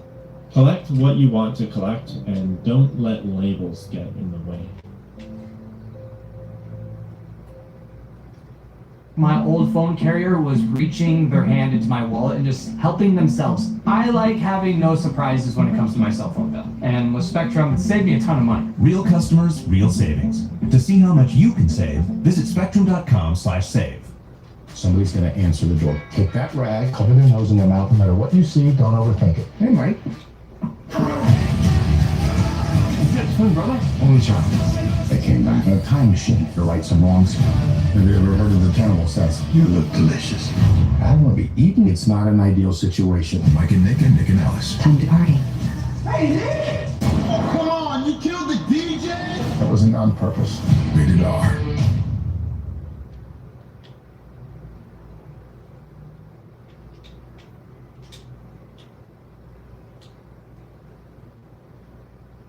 Can you grade a fake card? Is it possible to grade a 25-year-old movie ticket? Also, can you grade a severely damaged card? Well, don't worry, because today I'll be pushing a grading company to its limit by submitting the most odd and unique items and figuring out if they will grade them or not. Now, I'm going to be starting with Beckett Grading Services. The grades, or not so grades, are in, but to be fully transparent, Beckett did know that I, Leonhardt, was the one who submitted these items. But remember, this is not about the actual grade that we get. It's more so an experiment to find out if these items were graded or not. A vintage top deck magazine that is still sealed. And it comes, if you need help for Pokemon parents, of course, you can read this. It comes with a Team Rocket pack on the inside. And this other magic poster or something. But it's still sealed, and I'm going to find out if they grade sealed magazines or not. I'm pretty sure they grade magazines, but if it's sealed, and say goodbye to if it gets encapsulated to the Team Rocket pack? Guess we're about to find out.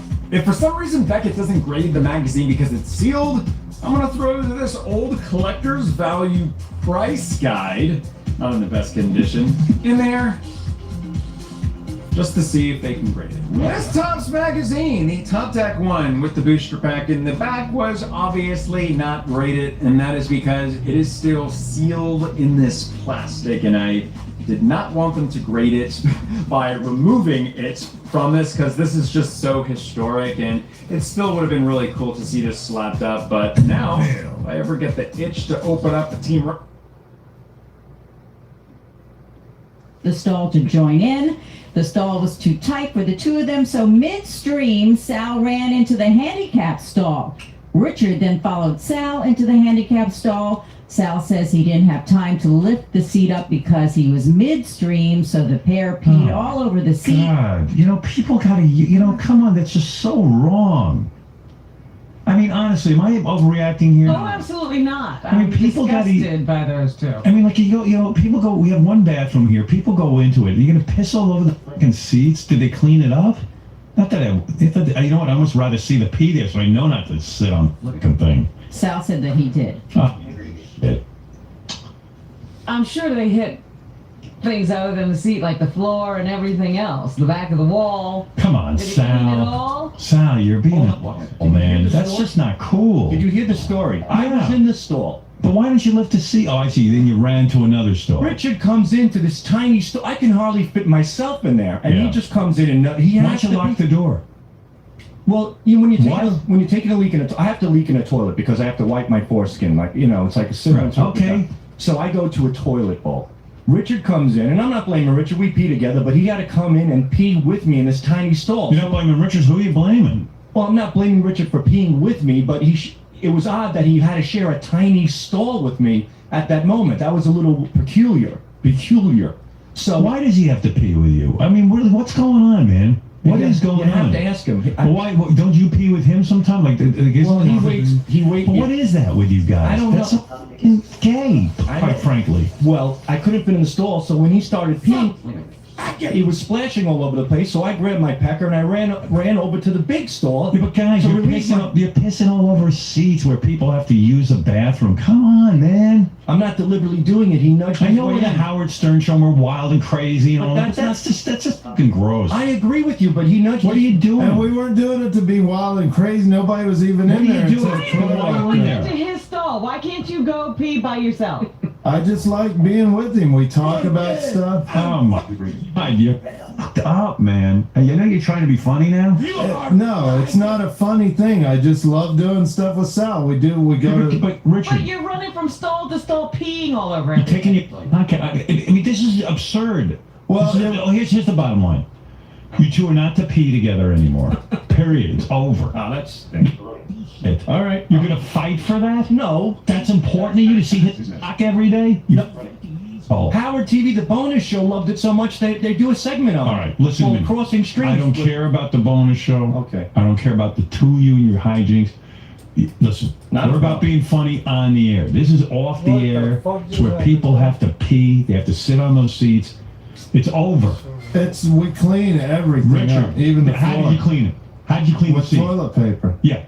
What does that do? What about the They residue? cleaned it up really good. What about like putting some ammonia down on there to kill off the urine? I don't want to sit on your urine. Hey, Howard, when Richard cleaned the toilet with me with the toilet tissue, Brian Phelan was taking the next stall, and Richard threw it over, and it landed on Brian. Okay, See, all right. now Look. urine is So you threw urine on the guy. No, I wetted a different paper towel, made him think it was urine. You didn't. No, I didn't throw the one with You did. urine at Brian. Sal. Brian knows I didn't. I'm sorry, buddy. I was right there. It was hilarious. Brian got a kick out of it. You did too. It was hilarious, but it's All wrong. right. Listen, you guys are a scream. Thanks. I'm telling you right now, because you guys make me have to be daddy around here. I'm the crazy man. I'm the wild man of radio, and you're forcing me to be rational.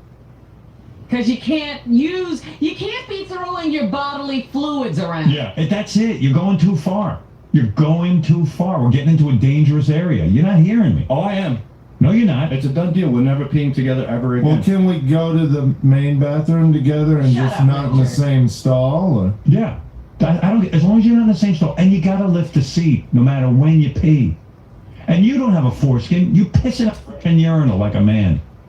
You said you pee sitting Yeah, down. because I've got a problem. I'm embarrassed. You're not embarrassed about your penis. You want to show it to people. I don't want men seeing my penis. Why not? Because I don't think it looks good. It's not big enough. I'm embarrassed and ashamed. You don't have that fucking problem. But mine isn't that big either. Yeah, but you don't have a problem with it. You're proud of that fucking little piece of... Can you believe you're having this yeah, I mean, conversation? come on. This is a conversation you have with a 5-year-old. This is what a 5-year-old talks to you about. A young boy who just learned how to use the toilet. Why? Why can't I pee over here with Sal? I bet your penis doesn't look that bad. Oh, he wants to see you. Come on, Richard. in my ass.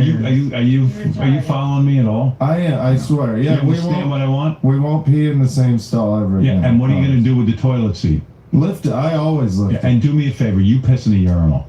Okay. All right? Because I know you can.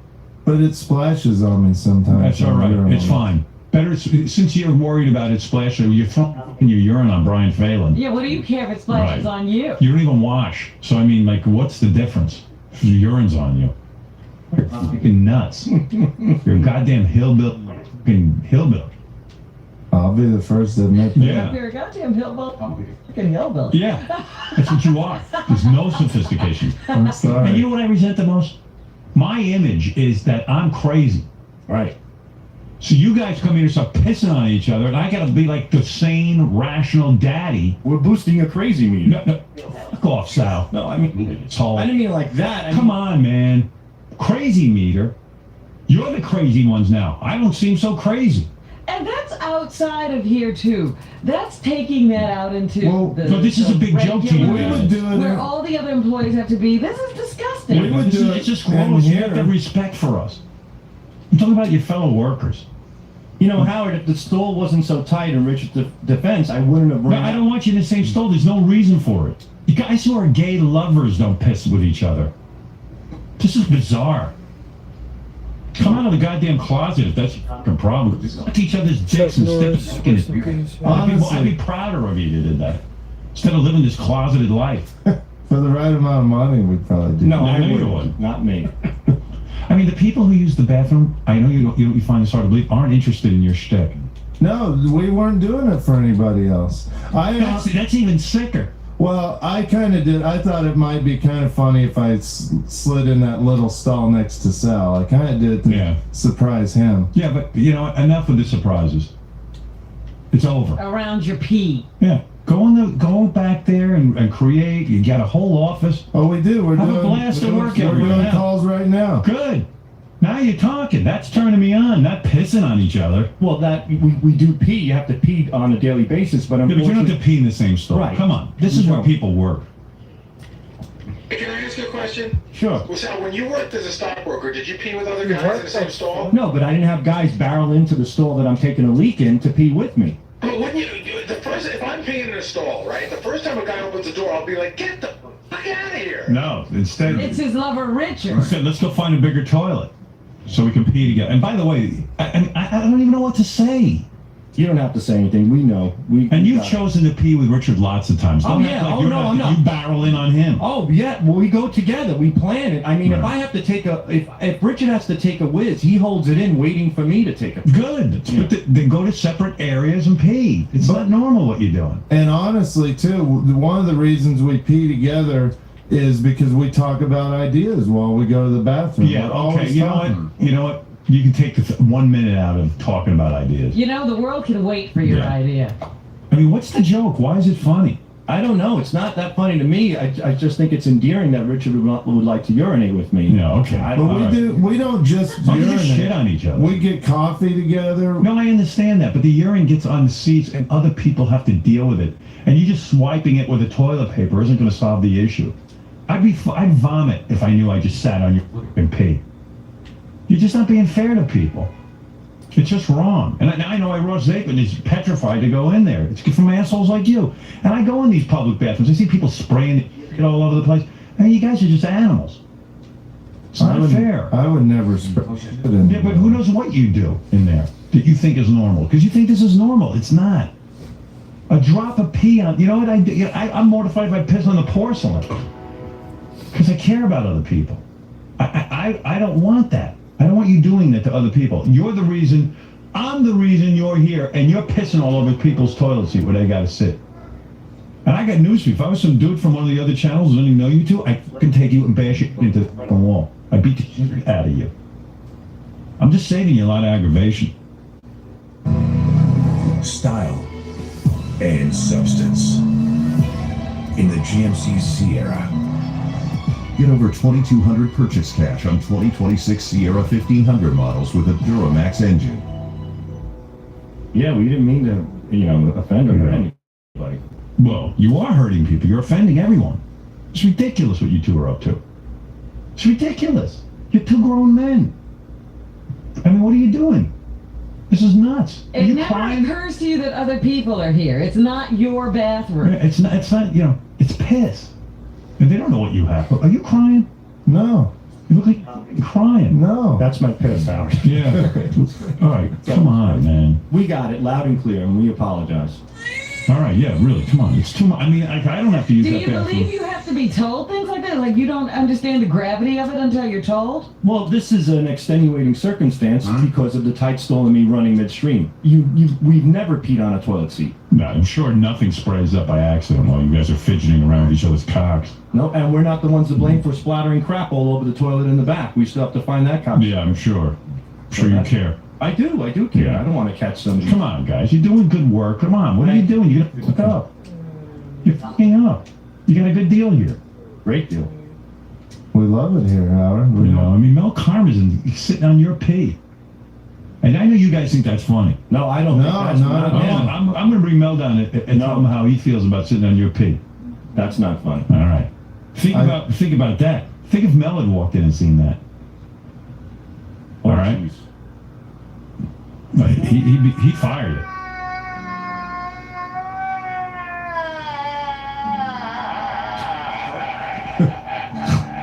All right, no more of that. Done deal, pal. Good. Come on, use your brains. Okay. Come on, I know you'd like to be the wild guys and make that fun, but not at other people's expense. We did wipe it, but I understand. You wiped We didn't leave it. We wouldn't leave pee there. No, but the fact that there was pee on there, Yes, just there because you wipe it down with a dry towel doesn't mean... And then Nutcase over there is throwing it over the stall wall anyway. Right. I left my balls He doesn't understand. Nobody wants his pee on them. Brian laughed, though. Yeah. Well, you're lucky Brian's a good guy. If I was Brian, I would have killed you. I would have just punched you till you died. That would have been fun. I would have punched your nose and so it would hit your brain. I would have understood. Well, you'd if have to he punch didn't. a long way. Right. Find that brain. No. Richard's a genius. Oh, yeah. He sure He is. really is. Well, you guys are good guys and everything, but sometimes I don't get you. Nah, You just go too far. a little bit. Yeah, I mean, with pee, and two grown men. It's Ooh. funny. Some people pay to see that stuff. You know, it's on Okay, video. all right, we're done. Okay. Because you're trying to be funny. No, You're I'm not. All right, get out. Goodbye. Tim said. Tim's here to read us the riot act. This is what you don't see on the Howard Stern Show. Tim, show us what you have to do to us. Go ahead. Don't make me do that again. Guys, so no more peeing together. No more peeing together. Well, in the urinals next to each other, but not in the same stall. You can't go in the stall. You upset? No, we'll Sal live with it. you seem fine about this. Richard, you seem a little bummed out. Well, we got yelled at for 20 minutes. Yeah. of Raise your course right we'll hand. get bummed I, out. right hand. I will not Will not pee together pee together anymore. anymore. Unless Tim's in the bathroom with us. Raise your right hand. I am about I'm about to get tickled to get by Richard Christie. Yeah! The Just want to make sure that it's all right. I love tickling that guy. Sal, We learned our lesson. Sal, get back here. Sal. Sal. So guys, how is this going to affect your daily routine now? It won't. We could still go to the bathroom together. We just can't pee together. Not this one back here, I don't think. We go out there and use the urinals. Yeah. So you're still gonna, Richard, you're still gonna hold your pee for Sal? Yeah. And vice versa? I actually got pee right now. If I hold your peck while you're peeing, I'm not peeing, that's fine. But that I won't don't happen. think, no, we better do no shenanigans. Yeah. No tomfoolery for us. I mean, we just peed together. What's the big deal? The problem was that he chased me, and I was midstream, and I was running there with my schlong hanging out. I was shooting out spurting a little pee, so by the time I got to the new toilet, the seat was already down, and we splashed a little. And your pouch kind of dribbles sometimes, Yeah, too. and then Richard wiped it up with me and chucked it over Brian. I really didn't throw the one with pee. Oh, really, was it? No. So he was Richard Christie? He was. I made him think it was. I told him it was the one with the pee, and it wasn't. All right, guys. All right. All right. Oh, there you go. Sorry now about we're that. gonna get back to work. We gotta put up the Ronnie Tonight Show clip.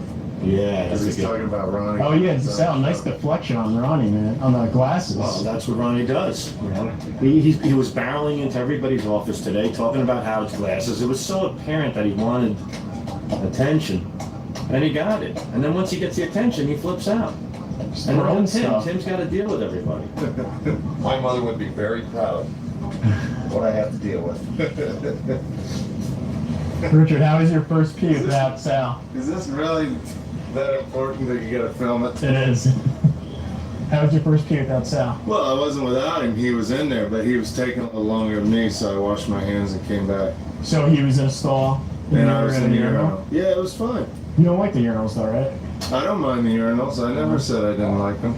I just... Mostly it was about... Sal. Oh. Sal. Yeah. How was your first pee without your boyfriend? Come on, enjoy it. It was good. It was fine. Everything came out all right? Yeah. It's a piss. What is it? No separation anxiety? No, we were We close were enough. talking to each other. We enjoyed it. All right. We're discussing Larry King prank calls, so we got our we did work discussion in, we got our work done. And still got to pee.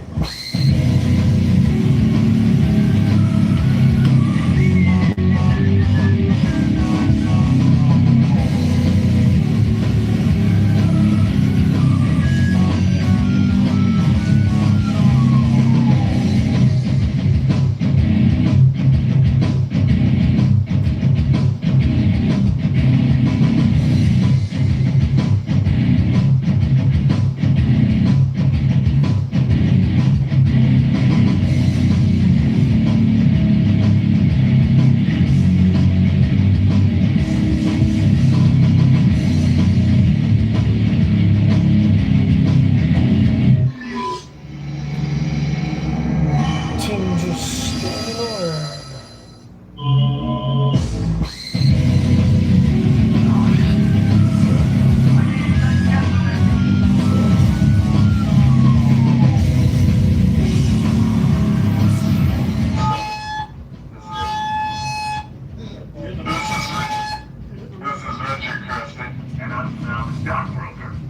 Okay, this is Richard Christie.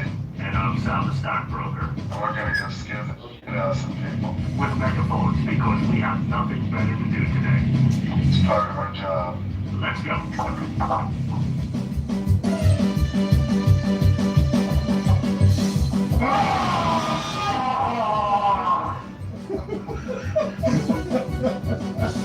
We're scaring people. Yeah, you scared me. Same fucking idea my 5-year-old had. Thank you.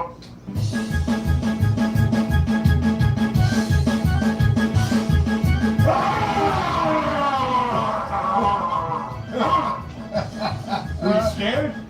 Not really. Get out of him.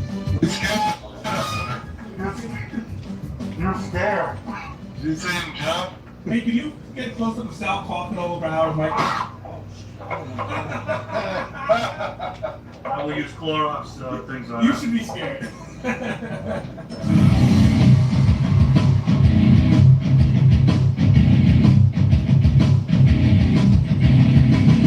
The other thing that they said on page page 69 was that Sal was running around with your megaphone. Well, let me talk to you about that. I read that. I didn't hear it on the news. I read it on, someone sent it to me. I read it, and I'll tell you the truth. You know I'm really mad about something if you don't hear about it on the air. Right. I talked to Sal about it. The item was that Sal was running around here when he had a bad cold, using my megaphone in the halls. Now, let me tell you something. If you think Sal's wife is germphobic, right, I'm 50 times worse. Absolutely. And But you have a legitimate beef. and let me tell you something. You know, a guy with a cold, forget about even the cold, without the cold, I don't want anyone touching or invading my stuff. The reason I have my own studio, the reason it's locked up, I get the skeeves when somebody, especially my megaphone. I've had this megaphone now for 20 years. I love using it. It's something that's delicate because it's a Radio Shack megaphone. It just gets the right sound for me. I've tried other megaphones. They don't even make that anymore. That's right. And there's a basic trust here with all the people I work with. We don't invade each other's space. I don't go over to Fred's board and screw around with his sound effects. I don't want anyone touching my board. I'm still wrestling with that on the Friday show that Sal and Richard are doing that in here, but I'm getting used to the idea. Yeah, okay, so you know how it feels. Well, when I heard this item, I immediately wrote Gary a note. I said, I'm going to pull Sal into a room and I'm going to tell him point blank. I love the guy. I think his work is real good. But this is a deal breaker for me. I got to be able to trust the guys I work with that they don't touch my stuff. Right. So I'm walking, I had a couple of minutes extra this morning because I get in early, and I see Sal sitting there with Richard, and I said, Sal, I want to talk to you privately. You might want Richard to leave the room, but I don't think he cared. And I shut the door and I said, look, man, deal breaker, dude. I mean, this is it for me. I have to be able to trust you. I don't know what you're thinking, but you touching my megaphone is verboten. First of all, I'm a kook about germs. I'm completely irrational. Plus, you had a cold. Now, I just got a cold. Maybe you gave me a fucking cold. I don't know. I said, but look, I'm telling you. I know the masturbation stuff. I've talked to you about that, and I'm not kidding about that. You're going to lose your job. There's just no ands, ifs, or buts. Yeah, how many more things can he find that he really just can't do? Right. And I don't know, but the megaphone, forget the masturbation. You can masturbate till the cows come home. But, you know, he's already had the masturbation thing happen, and he put this on top of it. Yeah, dude, I am just livid with you. I'm beside myself. I don't even know. I mean, there aren't even any words for me. It's not a joke. I mean, because this job does mean everything to me, and lately a lot of stuff has been piling up. I had to meet with HR yesterday, and I lost a lot of sleep, and then I heard this thing, and I don't want to piss you off, and I just used poor judgment. Why would you, let's change the music. Why would you touch my megaphone? I mean, like leave my, I don't touch your stuff. I respect that it's yours.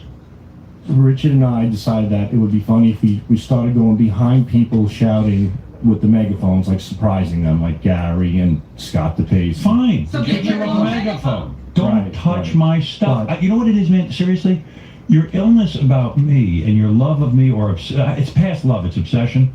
You putting your hands on my megaphone and you running around the whole, it's almost like you're holding me up to your mouth. Like it's honestly, psychologically, you got to get past this, dude. And Go that's see exactly a therapist. why you couldn't let him into your apartment Yeah. and all of this stuff. You're whacked out of your friggin' skull. And you got to stay away from my stuff. It was just poor judgment. It's not me. I don't. What else are you doing? Are you going into my office? Are you touching stuff? No. I got that letter the first day I arrived here when you gave me my Christmas photo back with a note. Don't ever come into my office. And what do you? I even have a lock on the door so you can't get in here and touch my stuff. Wow. Right. How did you get in? That was before you got here. The day that we were constructing the studio. Yeah.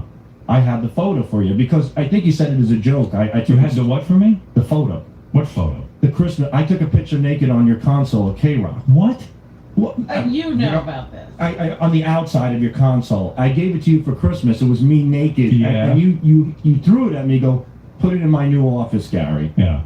I was so excited. I came here while the building was under construction. Right. And I bought a frame. I put it in your office. Right. And I thought you would be real excited.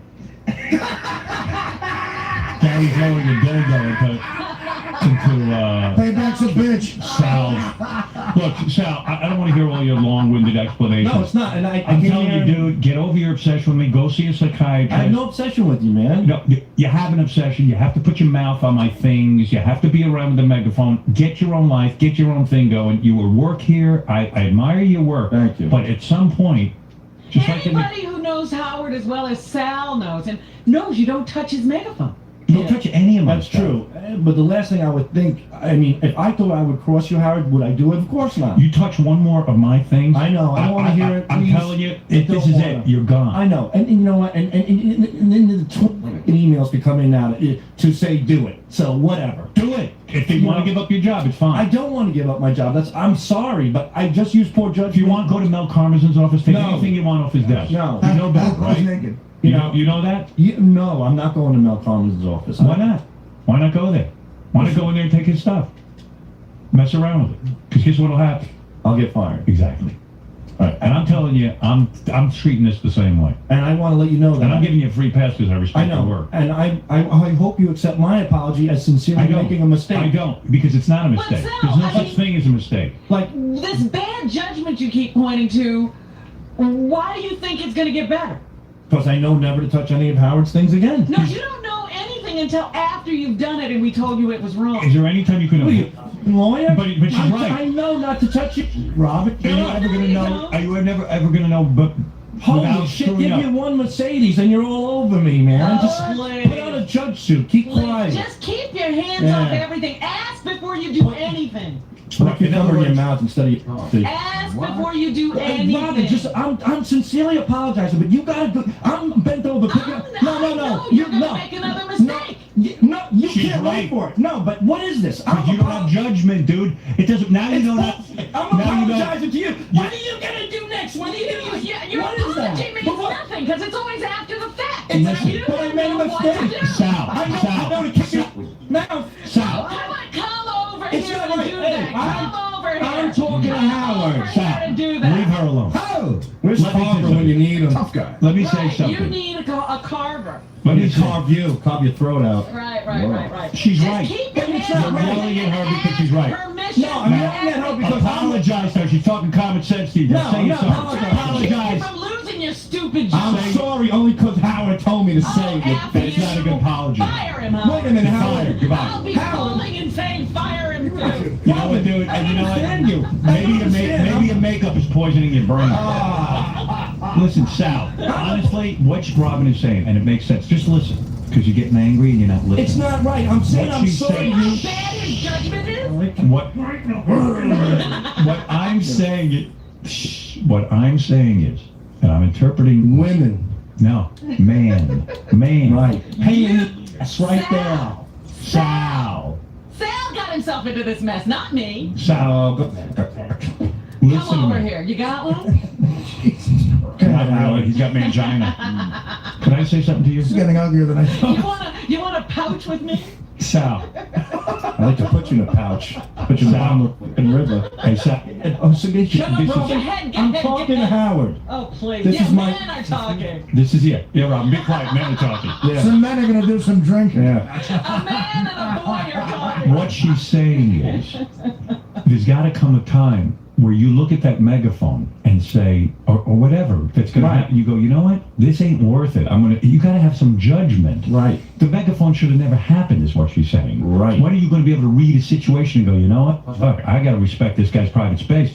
This is a guy who gave me a job, and this is a guy I like, and this is a guy whose respect I want. This is a guy whose trust I want. You can trust that I'm not going to go into your office and go through your personal things.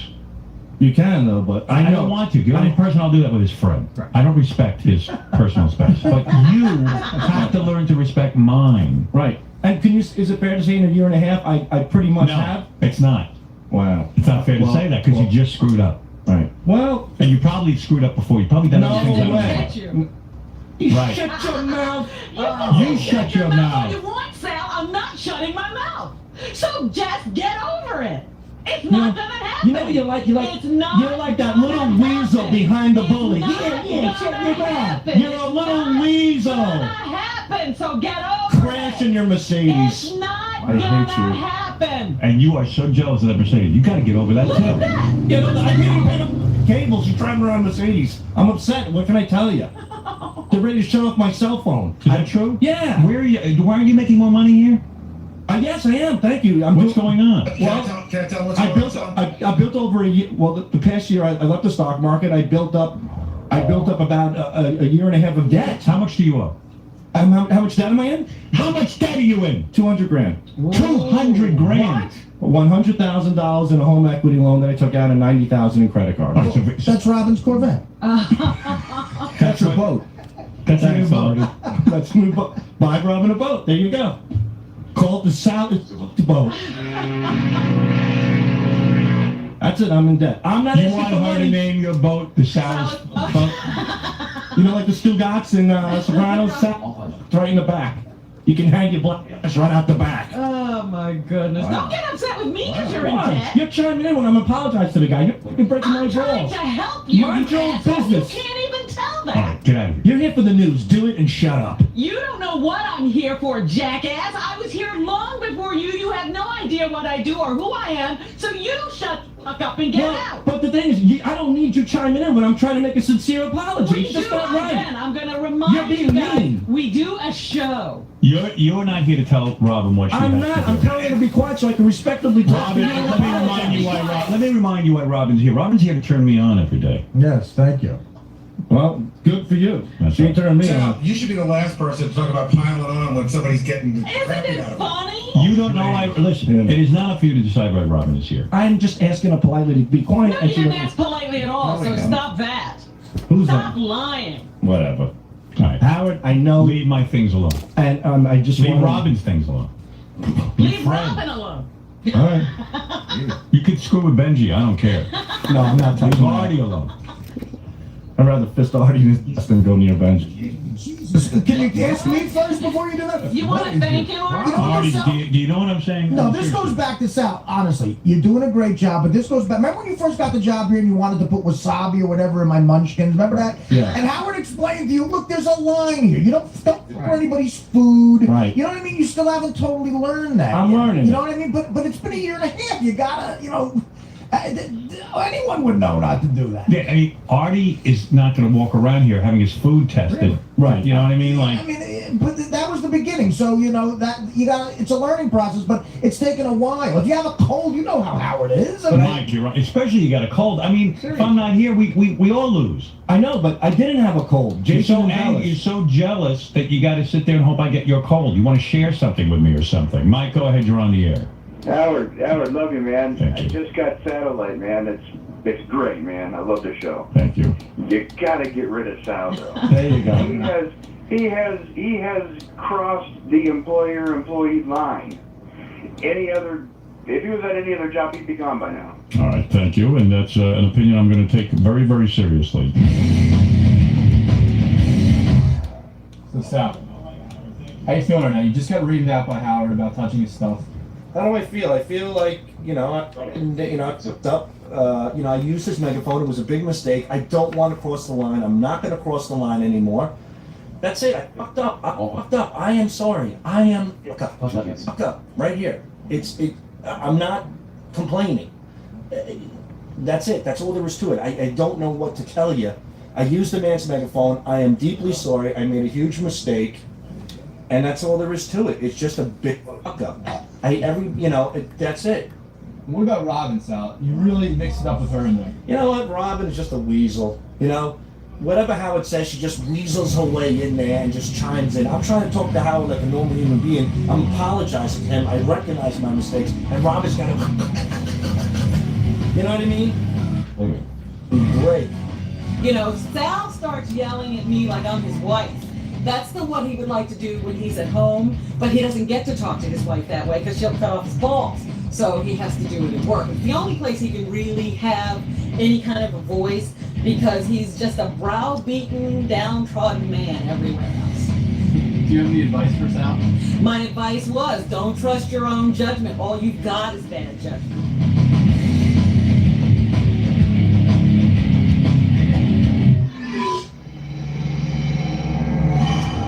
You're one sentence away from launching your website with Base 44. Since the beginning of the internet, there's never been such a fun, fast, and intelligent way to launch online. Landing pages, content hubs, e-commerce sites, you describe it and it's built in minutes. It's kind of wild how far a short prompt can get you. Right away, it generates a full site. Pages, structure, layout, design, it's all there. Next, styling. I shape it around my taste and ask for what I like. Darker palette, different font, this is the vibe. Now let's talk functionality. I want to capture emails, done. I need payments, easy. Anything else I need, I just keep going. From a few lines of text to a live website I can start sharing. No long setup, no back and forth, no waiting for anybody else. That's Base 44.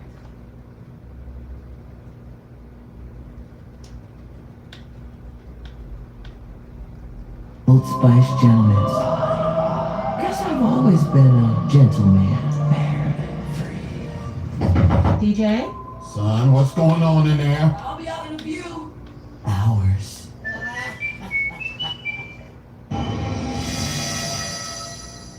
Do you even know that like the Department of Justice approved the merger? Yeah. Oh, you did. I figured like Artie might not even know. What's he wearing? $5 billion buyout. We bought them out, motherfucker. Well, we haven't done anything. We haven't done a thing. I got a new bookie, so You got a new bookie? I did, yeah. Oh, that's ridiculous. Just for the tournament. Oh, dude. Oh, for the March Madness? So let's say you win $78,000. I don't think that's gonna happen again. But I won $3,200 and he paid off last night. Yeah, well, $3,200 he can handle. It's not the same guy. It's a different guy. He doesn't know the other guy. Good. I thought he was turned off to gambling. Well, of course he should be. You think about it. If I had an experience where I finally won big, I won $78,000, and then the bookie doesn't pay me. Right. That's it. I'm done. Because I can't. In other words, I won. That's the worst rib you can get. I have a disease. You do. You really do. I realize it finally hit me. I realize you might have a little problem.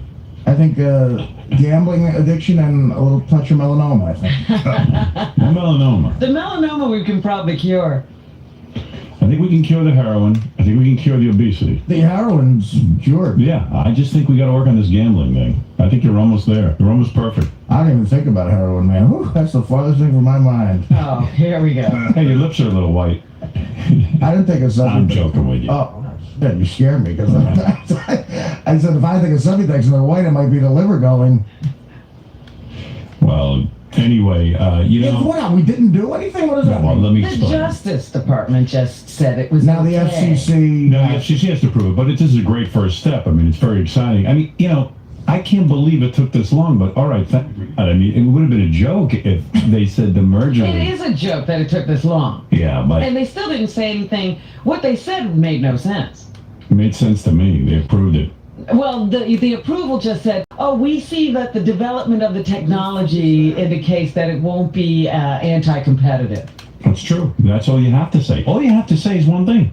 It's not a monopoly. That's all you have to say. Right. They don't know That's anything what they about the said. development of the technology. Sure they do. No, they don't. No, because we had to put in our filing, according to what I read, about what the technology has to be in order for the merger to occur, in terms of what the consumer will have to get, in terms of tiering and all of that. That's not what makes it. Don't be, just be happy. All right. It's just shit is what we're listening to here. Okay. Coming out of the government. All They're right. trying to make excuses They for did why it something took them good. 13 months. They did something good. They took a good hard look at it and they Now approved let the FCC take another 13 months. it. Well, hopefully they won't. Yeah, that's the catch. I feel bad for these two companies because, you know, listen, they've invested billions. When I say billions, I mean billions. A bunch of guys put Billions up with a B. billions of dollars on technology that isn't proven to be a moneymaker or anything. And then as soon as they announced they want to merge, you know, the NAB, the powerful National Association of Broadcasters was against this thing. I mean, we don't have to go over the history. And it hasn't been finally approved by the FCC. But there's no even guarantee, you know, the companies merge and they become this, you know, powerhouse. No, this is still an emerging technology. And, you know, they're carrying on and keeping this thing from happening for so long. And meanwhile, companies are bleeding. It's costing them a lot of money. You got guys like Jesse Jackson go, yeah, give me 20% of the company for free. And I don't want to invest anything. I'm black. I deserve it. I mean, it's a bullshit argument. And then you get the NAB go, hey, give us part of the spectrum, for free. Because we're radio broadcasters and somehow we're hurt by this. And then you got some other group going, well, why don't you regulate it? It's just it's like wolves pulling at the carcass.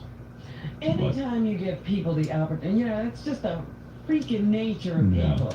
It's crazy. But anyway, I was very pleased. I got a phone call. The person who tipped me off that the Department of Justice had just approved the merger was Tim Sabian got me first. And I was really happy, through it all, how disappointed I am and how long this thing has taken and all of that. And, we'd be excited to be reaching all many millions more people and see the technology grow. We've been here from, 600,000 subscribers.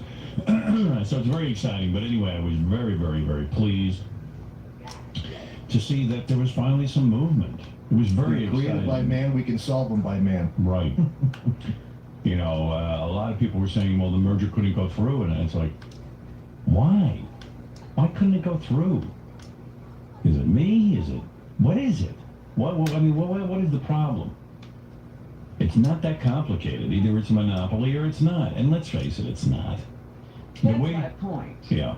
Well, look. They didn't need to learn anything about tech. Well, the only kind of technology that would have been anti-competitive is if you could block every radio signal with your satellite. Yeah, the question really was, is it a monopoly or not? And you're right. If you think it's a monopoly, then don't allow it to go through. If you don't allow it to go through. That's it.